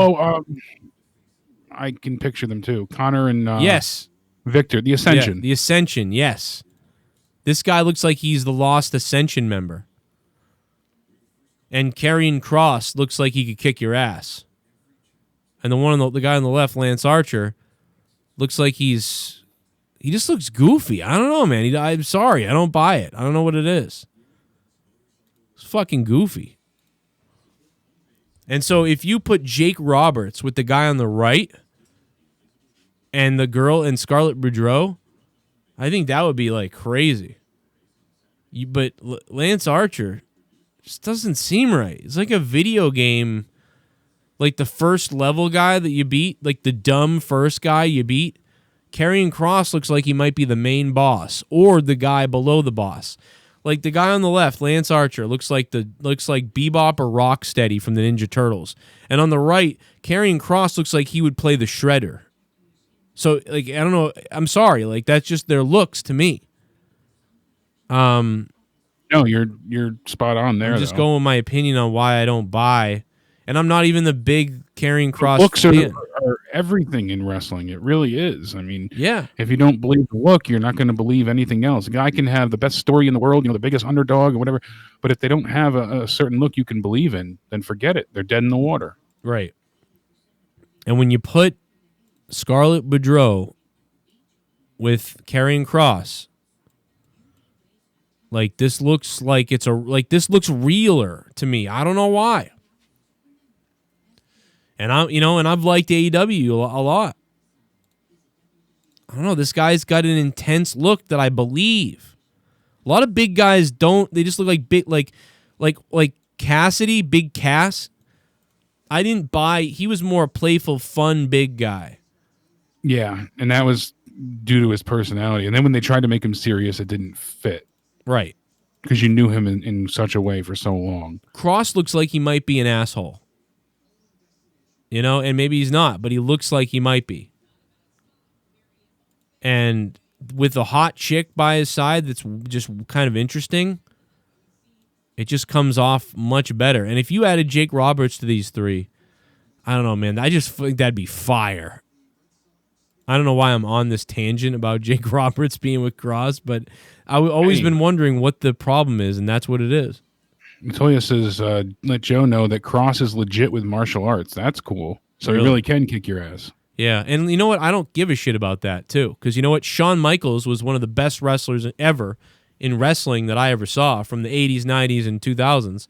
And Shawn Michaels couldn't beat up a guy at a bar. So, like, I don't give a shit. In fact, I think when people are good at martial arts and MMA and stuff, I think they're worse in wrestling for some reason. So I don't even care about that. Like Aleister Black, stupid kicking all the time and stuff. I hate that shit. Stop. Hire wrestlers. Yeah, you've never been into the I don't like it. Mega Flint, thanks for subbing to the channel. What's going on? Pour him a beer in the chat. Come on. I'm in douchebag mode right now, if you can't tell, everybody listening. I'm in Last story I have here is good for him. Keith Lee is okay from the fireball. WWE reports that he left the ER on his own, but was still experiencing some blurred vision. But several white people followed him and tried to hang him like Jussie Smollett in Chicago. Sorry. They brought their own news. I'm waiting for the WWE. Well, they already got Antifa there, so. Exactly. Retribution is ready to go. I just can't get into this group. I'm trying to like I said, the first week and the lights and stuff, attacking the generator, you're like, okay, that could be a decent start. And then they did the whole thing on SmackDown, and that just looked very silly. Attacking the audience. Why didn't the audience run away to begin with? And the camera crew, and it just They didn't do a great job. Cutting the ring ropes made you look like a bunch of cheering Dude, morons. that was so dumb. Like, I can't even believe it when the guy started jumping up in the air because they cut the rope. I don't know. The whole thing was just ridiculous. It was really bad, dude. It was really the most childish. There was some things that were good about it, but then it was just too childish that But more of it was bad than none. Yeah. Oh. My name is Kane and I'm donating. Oh no.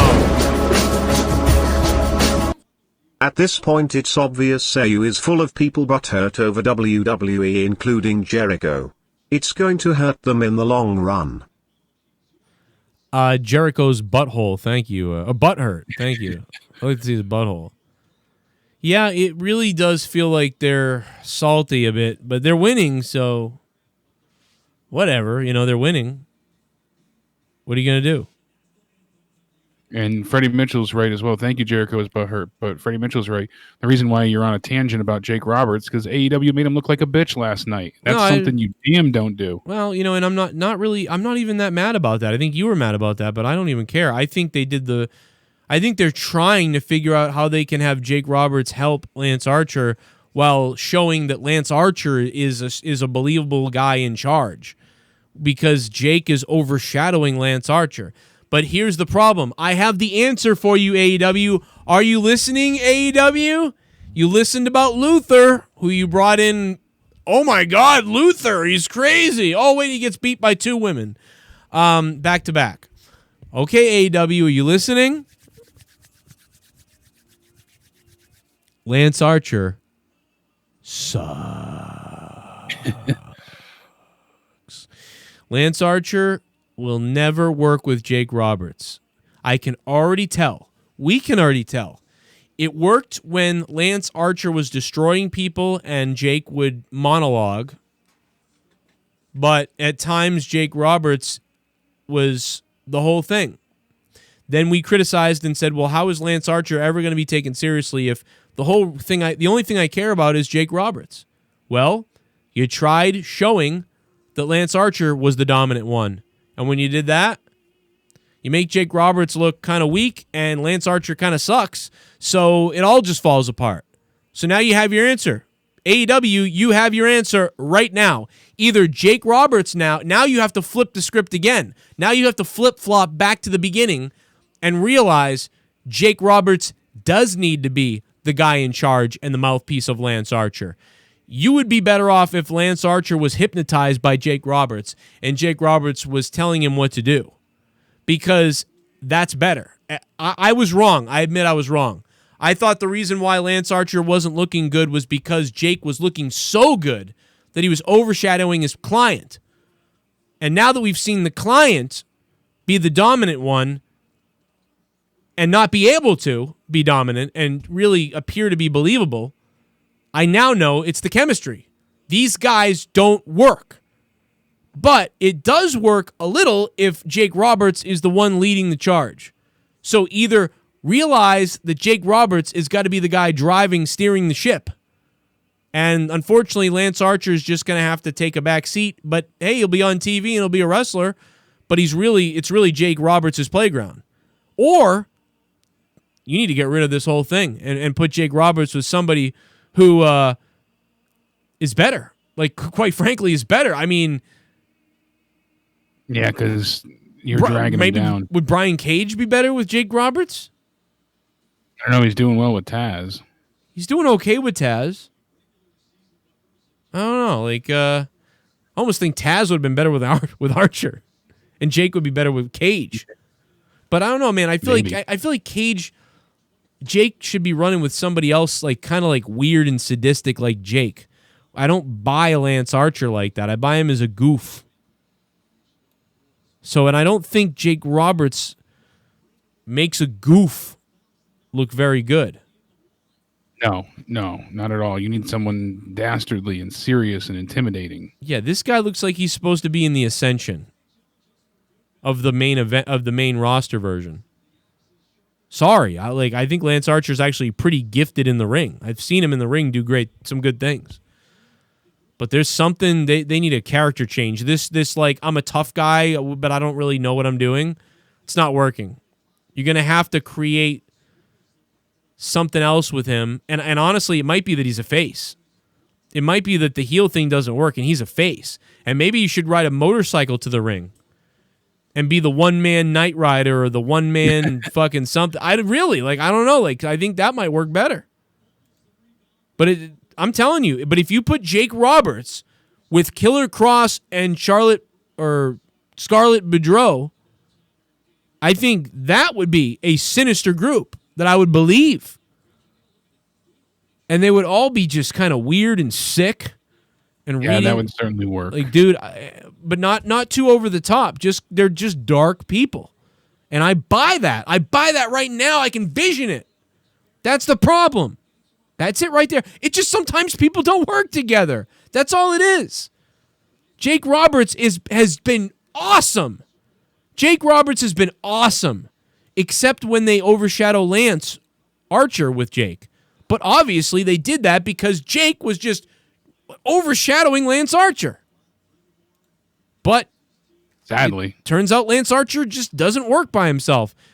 Maybe no one else is seeing that yet. Maybe it's just me and some of us talking about this, and AEW doesn't see this. But we've certainly noticed that there's an issue, so. All right. Anyway, rant over. I just lost my mind there for a few minutes. Super Chat Party. Breaking news. The Raw Women's title match at SummerSlam was cancelled after Trash's Gangs was rushed to a local medical facility to have her stomach pumped of McMahon semen. Oh, God. What the hell? Oh, God. What in the world is going on with Spaz tonight? That's nasty. I mean, we know somebody like that from UFC a couple months ago. I'm coming on your ass, Ray. I'm coming for that ass. I'm coming on your ass, Ray. I mean, this guy said he was coming on his ass. I'm coming on your ass, Ray. I'm coming for that ass. Then it didn't make it any better when he tried to correct it and say, I'm coming for that ass. That was disgusting, man. I forget who this guy was in MMA, but he said this and it was like, what? I'm coming on your ass, Ray. I'm coming for that ass. Yeah, Lance Archer is like a generic. More ridiculous. What do you think about, well, we talked about him last night, I guess. We really did. But Mike Chioda, we talked about that already. Yeah, I'm thankful he's back. Yeah, we covered that last night, but I'm glad he's there. It was a terrible loss for WWE. He's been around for over 3 decades at this point. What are you doing letting him go? I don't understand what happened. He's a tried and true staple, and he's still a fantastic referee. I can understand if he wasn't performing, but that's clearly not the case. There were always times where I thought Earl Hebner could come back, but I mean, obviously not now. If even fucking... Again, I don't know why Charles Robinson is still there. Like, wow. I mean, I know that Charles Robinson and Mike Chioda were the 2 top dogs. But what I don't understand is, like, Chioda was there forever. Why did they... Robinson came in from WCW. Mike Chioda's was in WWE since 1988 or something, or 1989. So, I mean, this is the first time in... What?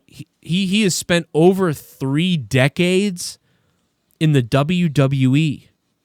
Mike Chioda. Yeah. A 19-year-old. He was a 19-year-old referee with a mullet in 1990 in the WWF. And just this year loses his job and now is in AEW. So bizarre. Very bizarre. AEW took advantage and scooped him up. He's one of the greatest referees of all time. We'll always remember him for this. Except apparently he counts a 4. Did you see what happened last night on AEW? Did you miss it? No, I missed that. You want to see it? Absolutely. I got it. I don't know where, but I got it somewhere. That's hilarious. I mean, dude. I did miss that. Well, we were talking about all the weird problems at the end of a couple matches last night, and this was one of them. And it was like... because Jericho, I guess, did botch the mousetrap finish as well. That's why it looked so clunky. We weren't sure how that worked out. Was it Jericho? I don't even know how that works. Yeah, Jericho wasn't supposed to lay back like he had. He sort of looked like he was going for a Russian leg sweep. Like he must have thought like, oh, Russian leg sweep, or he lost his balance. Yeah, it wasn't taken well, that's for sure. Actually, to be honest, Jericho just breaks the 4th wall every 2 seconds. He'll probably tell you on his podcast. So all we got to do is listen to his. Find out Saturday night for his special. Just tell us all like exactly what happened. Be like, yeah, well, this happened, which is a little annoying, but what are you gonna do? I know that I swear to God I tweeted it. Maybe I didn't. Somebody tweet that at me. Where is it? He counted a 4. And everybody, oh my God, dude, everybody friggin' sent it to me, and I swear to God that I hit the like button on it because I was like, well, I'm going to like that because I got to remember that for tomorrow. But if I didn't like it... You're pulling at me. You think you saved it, and now you can't find it. Dude, I was convinced I saved this. I've done that so many times where I've had news stories up or something ready, and then all of a sudden it's like, oops. I'm really pissed because I had this ready to go. I think I was laying in bed at nighttime when I saw it live, but then I was laying in bed or something, and somebody sent it to me, and I was like, that's funny. Because he was going through all your likes. Oh my God, dude, I can't find it. Somebody tweeted at me. Somebody's got it. I know they do. Come on. But anyway, Kyoto counted a 4. I even showed it to Leah last night. I was like, look. Maybe That's funny. No, I did miss that. Maybe he's trending still. Maybe if I hashtag Kyoto. Oh, okay, yeah, it does come up, but I don't see they didn't get the count. That's too bad because 33 years of officiating experience. And he counted a 4 to just be thrown to the wolves like that. He was trending last night. Kyoto was trending. I just thought it was funny that somebody was like one of the best referees all time or whatever. And then they showed him counting a 4. Oh my God. Never made a funny. mistake in his career. He goes ahead. Yeah, exactly. That'd be my luck. Somebody find that and tweet that to me. I know somebody's got it. Oh yeah, here it is. Oh my God, look at this. TXP666 on Twitter. Look at how fast is he? How fast is he? Top notch. Top notch. 1, 2, 3, 4. Look, 1, 2, 3, 4. Want to see it again? Sometimes they do that though. When they do that first count, because there's been 4 counts before, and a buddy of mine used to say, no, they do that. They hit the mat once to make sure your shoulders are down. It's like 2, a check. 3, 4. Yeah, so they go for the 3 count. I mean, what honestly what it is Kyoto. If you listen to it live, so if you go and listen to the live show of this and you go back on your DVR and watch this, you'll notice this. He doesn't count there. So right there, he actually pulls the count. Because what happened is Cody doesn't have the shoulders down yet. So this hand that's about to slam down, he pulls it. And you'll hear it because you won't hear it. You won't hear the 1. So you'll see the arm going down, but he actually pulls it because Cody doesn't have the cover yet fully, he believes. So then he bails on this. So he bails on the 1, so you don't hear it. So if you're watching it live, you don't hear the 1 count. Then you hear this 1, 2, 3, and even Cody doesn't hear the 1 because he's not looking and he's listening and they're listening. So they didn't even hear the 1 count. But on TV, it visually looks like 4 because he almost counts fully and the camera changes angles. Yeah, exactly. They're not on the best angle to show that. But still, 1, 2, 3, 4. Look, it's still hilarious. I don't know, man. It is funny though. Thank you, TXP666. I'm going to retweet that for you. Good stuff. Thank you, bro. Funny. Yeah, good find. And shout out to Mitch Brandenburg who sent me the botch. Botch finished last night. Kudos to Jericho for at least putting over Orange Cassidy and help build a new star.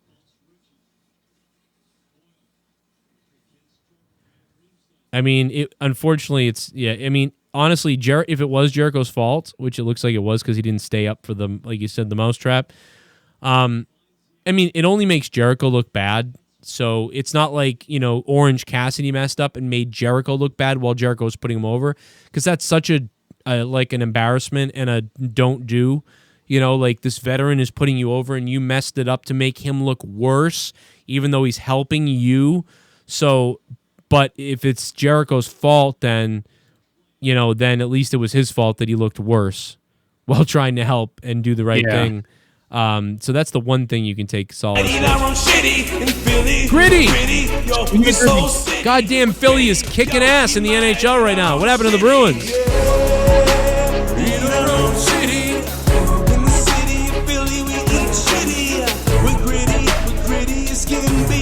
Survive off our motherfucking own feces.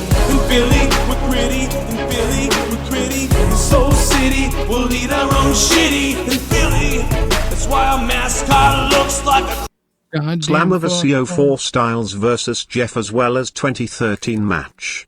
Also Styles and Hardy teams to face Shelley and Abyss at one point.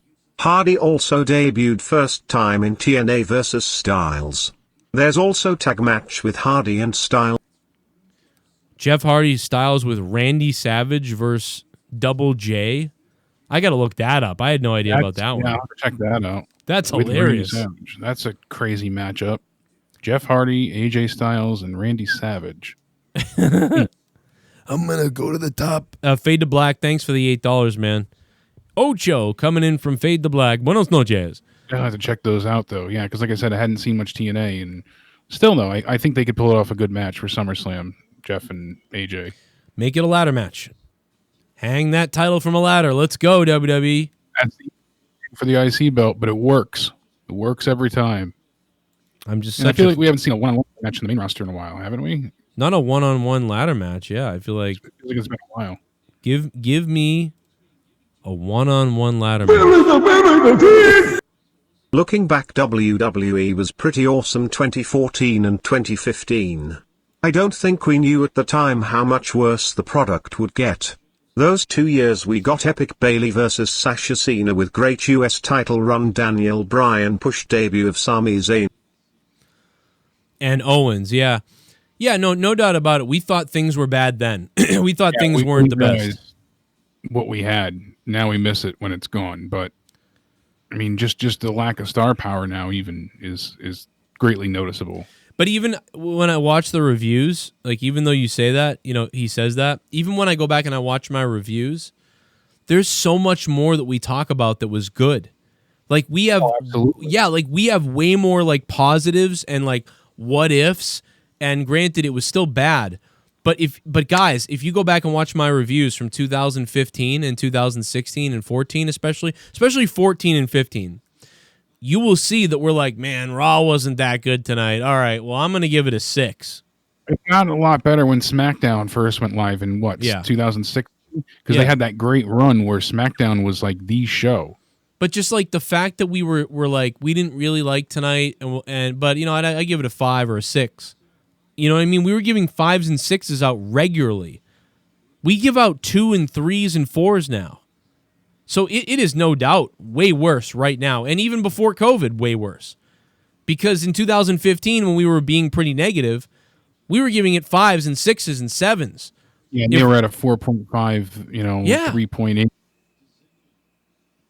Now they're at a 1.7 and falling fast. Yeah, if we were to give Raw a 2 back in 2015, like it was like a rare night, and it was a night where I probably exploded and freaked out because for 4 weeks. That's Sheamus beating Roman Reigns after Vince gets involved, that kind of stuff. That was real infuriating BS. The Authority pulling their crazy stunts. Those were the nights where you were like embarrassed to be a wrestling fan, but those weren't constant. Raw still had problems, but I know it's rose-tinted glasses because it's so bad now. But I actually went back recently and rewatched some from like John Cena and AJ Styles and their feud. I think that was 2016 as well. That was really good. There's been some things that's like, crap. We had some magic and we missed, the full potential. Yeah. Yeah, no, it's kind of wild. Like it's I don't know, man. It's been on a slow, steady decline. Since I started doing these reviews, it's declined every year. No doubt about it. Absolutely. I mean, I started doing, who subbed? Zertz, thanks for subbing to the channel. I mean, I started doing this. Think about it. The first year I started really focusing, and I had done WWE reviews for years before this, like 2010, 9, 8, whatever. But I really launched this channel as an exclusive sports and wrestling channel. The minute that Daniel Bryan won the title and then got cashed in on, That was a crazy night. And then WrestleMania 30 with Undertaker. That was SummerSlam 2013. So, there was all this stuff. The Shield became a thing all of a sudden. So all these things were going on that actually were like something. There is like none of that now. It just was a steady decline from the minute I chose to start doing this. We hit a high for a second, and then we just basically waited for the Undertaker every year to find out, because that was the hot thing every year was, what's the Undertaker going to do? Yeah, it was my ratings. He even Mania. Yeah, that was kind of the question too after he lost to Lesnar. Yeah, what would happen next? Super chat. Archer is the upgraded Sawyer Fulton from Impact. I guess. I don't even know who Sawyer Fulton is. I can see that. I don't remember Sawyer. He must really suck. I don't know. I eat our own shitty in Philly with gritty. Yo, this whole city with gritty. Yo, we might eat our own shitty. Yeah, eat our own shitty. In the city of Philly, we eat shitty. We're gritty as can be. We can survive off our motherfucking own feces. In Philly, we're gritty. In Philly, we're gritty. This whole city, we'll eat our own shitty. In Philly, that's why our mascot looks like a crap. Did you see the video I sent to you of Pat McAfee in ring training? His movement is kinda awkward. You can tell he is very athletic. I want to how his timing and in-ring physiology is. I sent it to you guys on Twitter. Bring it up. Huh. Pat McAfee. Pete Mickerfan. Pete McFanny. I'll go check it out. Yeah, he seems like he's big-footed, like just kind of like, but he's definitely athletic. So, I mean, I'm hoping that I think he can bring something, but we're gonna find out. Yeah, JD Venom, thank you. He seems a bit clunky, but he still looks like JD Venom said, very athletic. He's not gonna go in there and be a slouch and look embarrassing. He's doing some great rolls and bumps and throwing some pretty decent punches. So, yeah, I mean, it's obviously not going to be top notch next level, but he's taking it serious and learning. So I got to give him credit for that. Here we go. I'm about to get it, man. Here we go. About to get it, man. Here we go. Oh, no. Who the hell is Johnny July Weather? I just took away his wrench because I don't know who that is. The villain, who do you think are getting AEW tag titles? Kenny or Paige hold the titles for 200-plus days. No idea. And they need to get new belts. Because we talked about this last night, but the AEW tag team titles look like they've been through, like, scratched, like, down the street. The villain! Thank you, villain, for the donation. The villain and JD Venom. Let's just take a look at this thing. Like, these things don't look right. Like, you were saying that, as you mentioned last night, those things are beat to shit. Dude, they beat the fuck out of these belts. It's got to be FTR. It has to be. It seems like that's the logical succession. Yeah, FTR. And then they would, or the Young Bucks. It's either going to be Young Bucks or FTR. Right? Somebody has to end up with the belts so they can have an epic title match. Caden needs sleep. Thanks for the sub. Thanks for subbing to the channel. Sherm Dog? What? How did that person even get a wrench? I don't know who that is. Me. I can't move people. I don't know what the hell is going on. The AEW title. Look at that thing. That's the tag team title. These are new. Yeah. What the fuck did they do to these belts? I mean, what the hell? Maybe they're plates, and I was only joking, but I mean, they got these belts before COVID. They made these for real. It was what, November, December, after they had the tag team tournament that these came into effect? I mean, at least maybe polish them or something, like, buff them or something. I mean, they look like paint's chipped off and everything. It looks like somebody took a screwdriver to these things. These look like an indie promotions tag belts. Like, I actually like the design. I'm fine with the design, but like they need to like redo it where it, like, Jesus, who paid for this? God knows who they commissioned, but it's not good. Neo the One says Kenny Omega effed a rhino on the top of the belt. I mean, does it really matter? Like, oh my God, Brandon Hicks. I don't know. Yeah, it's just funny. I don't know. It's something to talk about. The belts look like shit. It's fucking hilarious. 540, hello. Hey, what's up, bro? What's up, brah? What you doing? I'm nothing much. I'm just sitting here with my buddy Jake, and we're talking about wrestling like a couple idiots. What are you doing? I'm just chilling at the house. Cool, man. Is it like? Is it a good house? Is it a good house? Period. Are you? How y'all be 30 doing this shit though? I don't know. How old are you? How y'all be 30 on this lame ass show doing this shit? Man, I'll tell you what. I make a living doing this. No living. No living? No, I make a living doing this. Like this is a joke. Like this is a damn joke. Damn. Why is it a joke? How old are you? Y'all be 30 really doing this shit though. Yeah, dude, I'm getting I make a living. You got kids? I got 3 kids in a house because of this show. What's up with you? Damn. And then you got kids, but y'all be making fun of people on this show though. Who am I making fun of? Y'all be making fun of people, but y'all be 30 on this lame ass show. Ain't nobody calling this shit. Holy this shit, shit a man. joke. I found this fucking number on Reddit. Like people. I found this number. It's a joke. People, Let me tell you something about this joke. Oh my God, I can't believe it. I forgot to fuck my dad tonight. Oh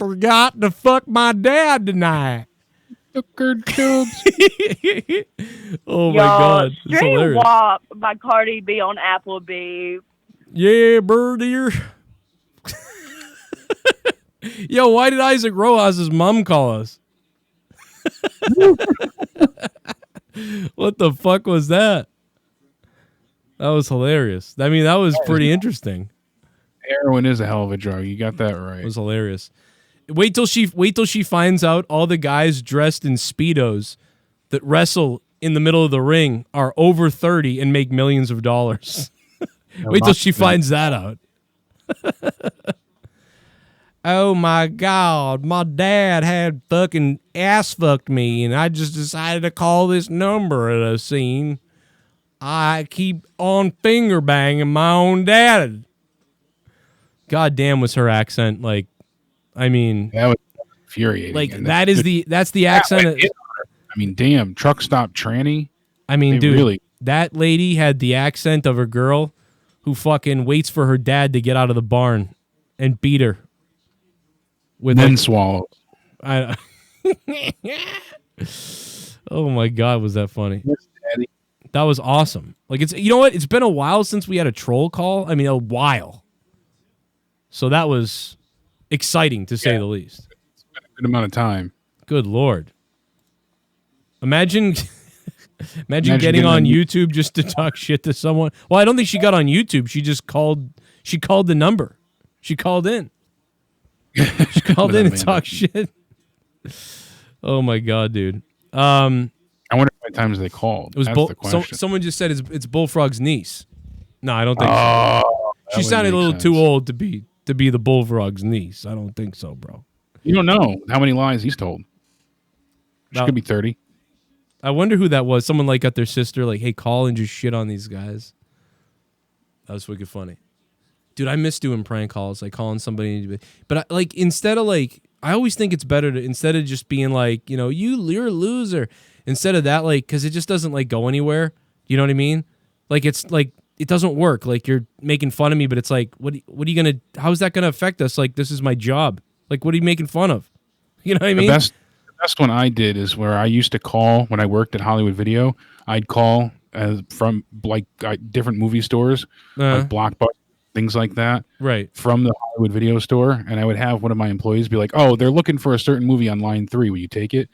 Whatever new release was there. Right. So he would end up arguing because it would just derail into this whole thing. I'd go in the office and put it on speakerphone and mute it and die laughing. Right. Because you'd have different cashiers just arguing with each other. Like, no, I thought you wanted this movie. It's like, I'm trying to rent it to you, you know, and they would Yeah, no, I would see. I would call a show like this, and I'd be like, I would just start. I'd start being like, yo, so you guys are like, I need to know about the Rock, the wrestler The Rock, or something, and then just like keep going in about it or whatever.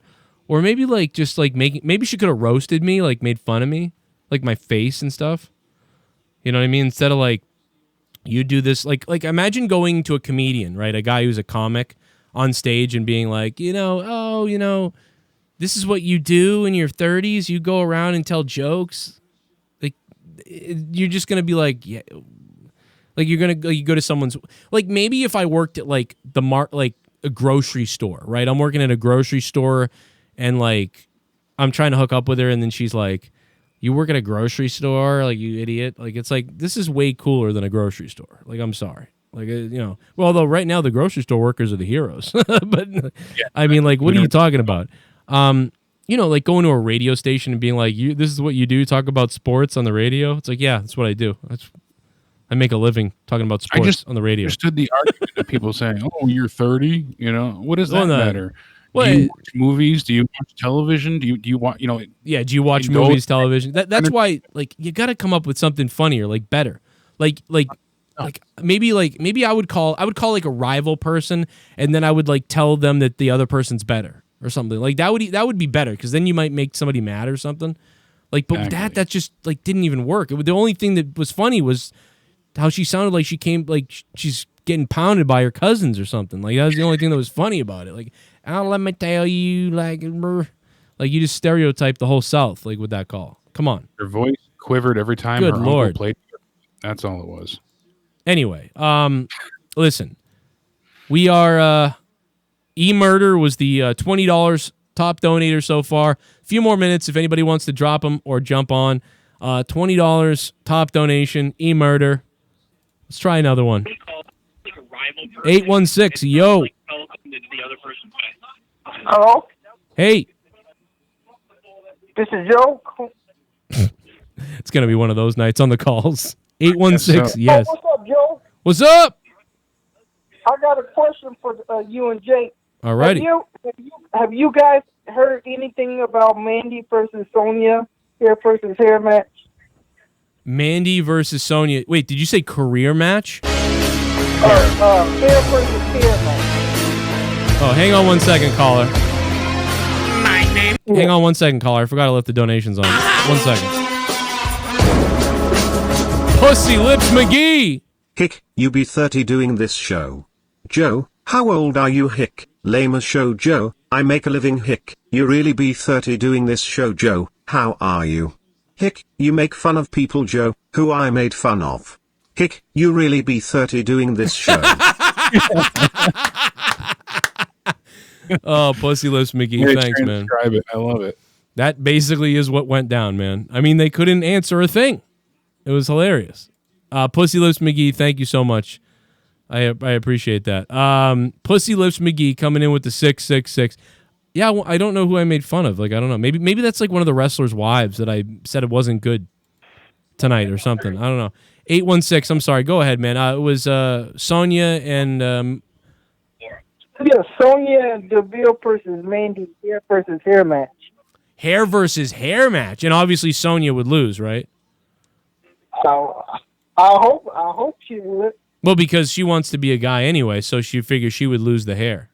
They already cut Mandy's hair, so I don't know. If Wait, what? They had her cut hair. They cut Mandy's hair like 2 weeks ago. I would. Mandy attacked, and they cut her hair. What I would do is have Otis turn on Mandy.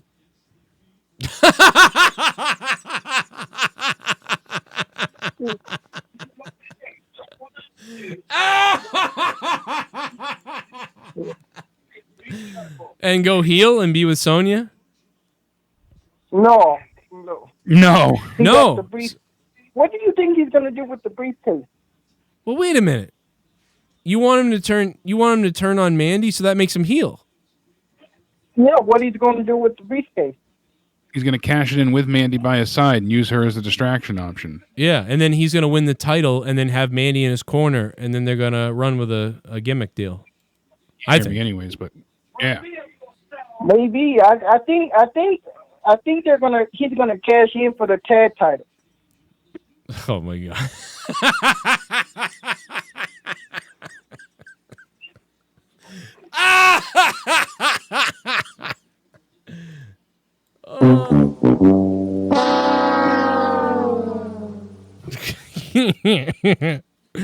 Oh man, that was funny. I hope that was a troll. On that note, I got to be up in 4 hours. I'm getting out of here. This way you can take a couple more calls. Everybody, oh boy, stay safe. Stay safe. All right, we'll see how those calls go. So everybody have a great night. Thank you so much. A lot coming up this weekend. Don't forget, next week on Wednesday, there will be no AEW review. There will be an NXT review. And then next weekend, jam-packed weekend as well. So this weekend, you have Joe for UFC and Corrupted and Monetize This on Friday. Next weekend, you'll have Out of Nowhere. Then you'll have Monetize This. You'll have TakeOver 30 and AEW Dynamite and Corrupted. And then you're going to go into SummerSlam. So tons of content. Going to be a great time. Make sure you subscribe, turn the bell on, hit the like button. Don't miss it. I love you all. Stay sexy. All right. Thanks, Jake. Good night, man. Kisses. Kisses.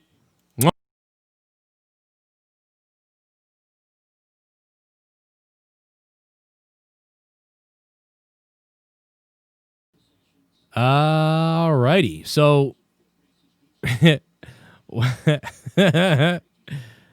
hilarious. Velveteen Dream, though, man, I think they really should announce something with Velveteen Dream.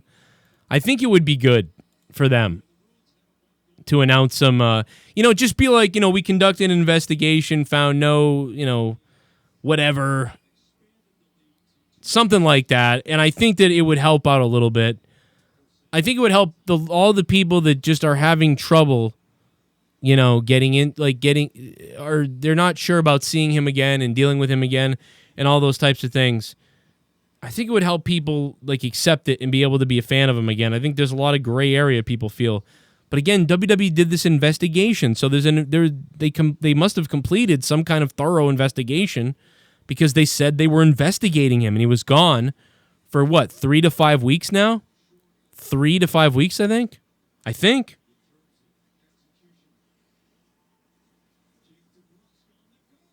I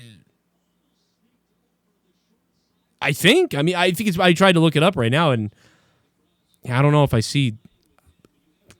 I don't know how many. It's been like 4 weeks or something like that. Maybe 4 weeks. I want to say.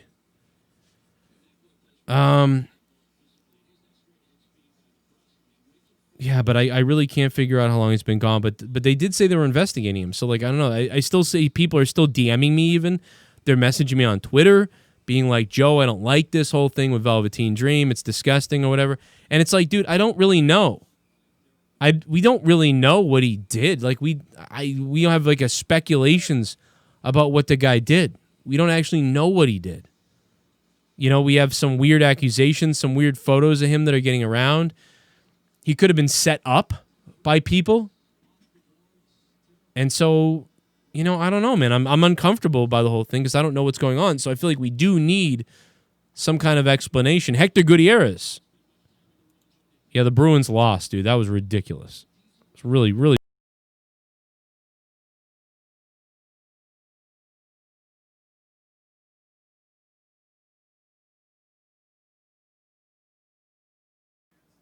Well,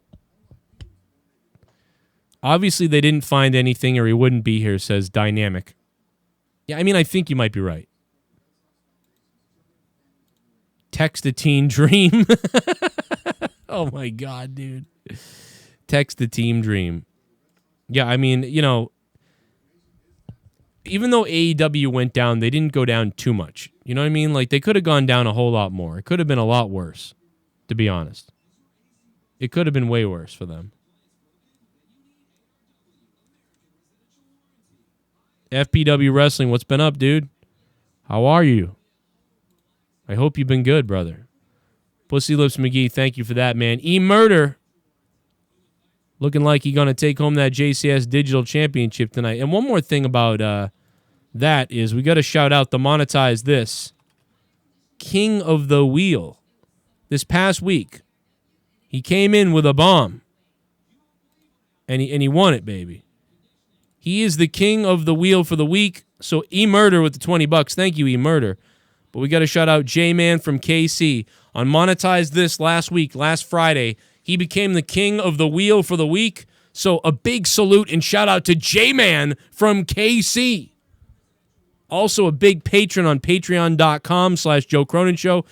My Patreon I just uploaded another podcast earlier today. If you missed it, go check it out. And shout out to the $25 producers. Tomorrow night, Jman from KC puts the crown on the line on my other YouTube channel, Corrupted Nation, for Monetize This, episode 277. Tomorrow night, the party starts. Can Jman hang on to that crown that's oh so important? Shut up, you filthy animal. Jman puts that... Oh, shit! No, I won't give in till I'm victorious. And I will defend.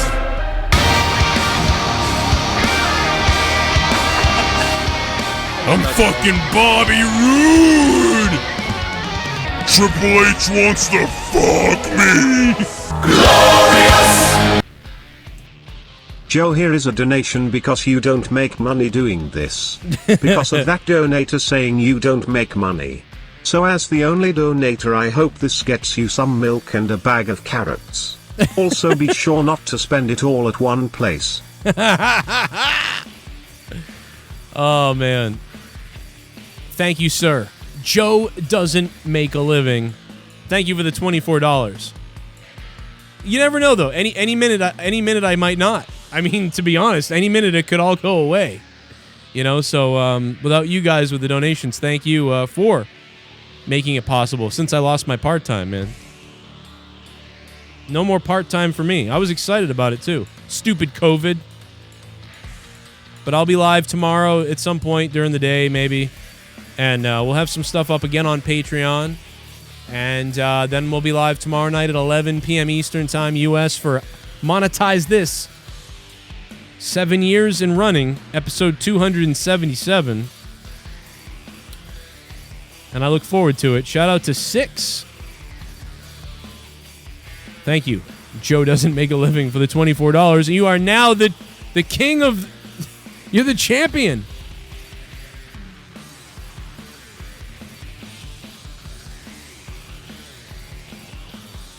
The Bobby Roode donut. Where's Bobby Roode been, by the way? Where the hell is Bobby Roode? Where is Bobby Roode? Where is he?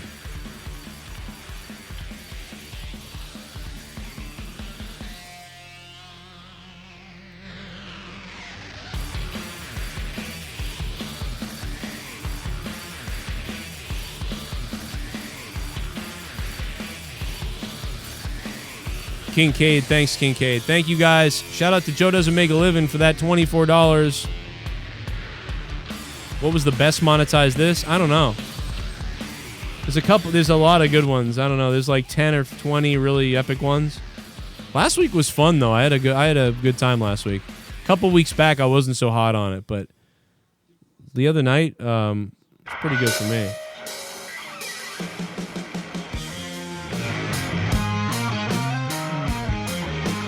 John Cena.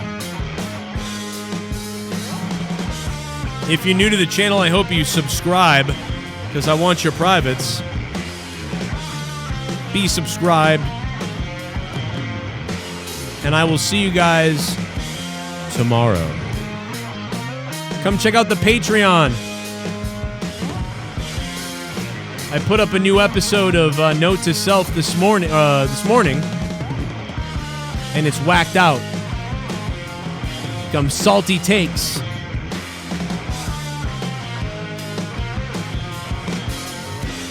Shout out to the $25 patron producers.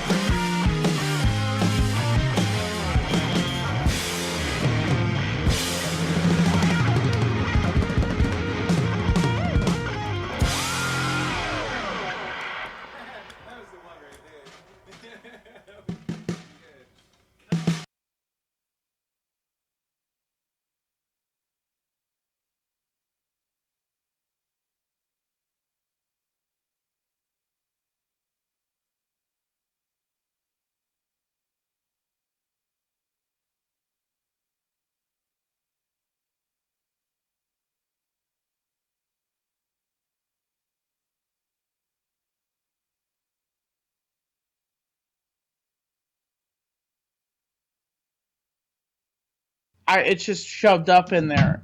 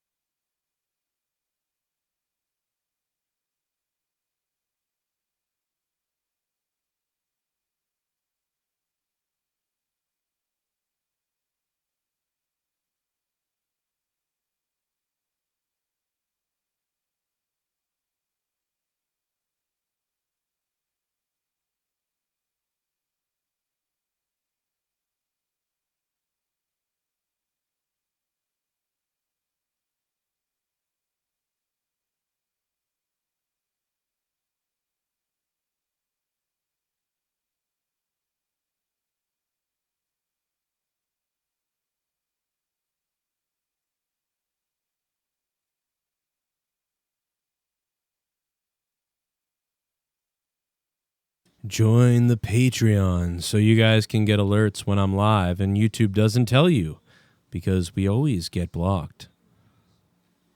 Plus, episodes and podcasts that you can't hear on any of my YouTube channels, like this note to self that I put up earlier today, that you can play or right-click and download, or download on your phone, save your data plan, and tons of other audio stuff and things you don't hear on YouTube.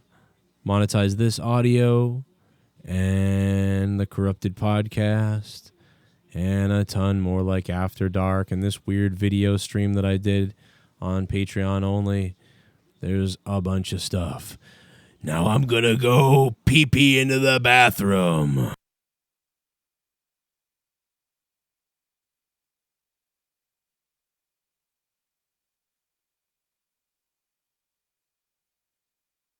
And fuck Bill Goldberg!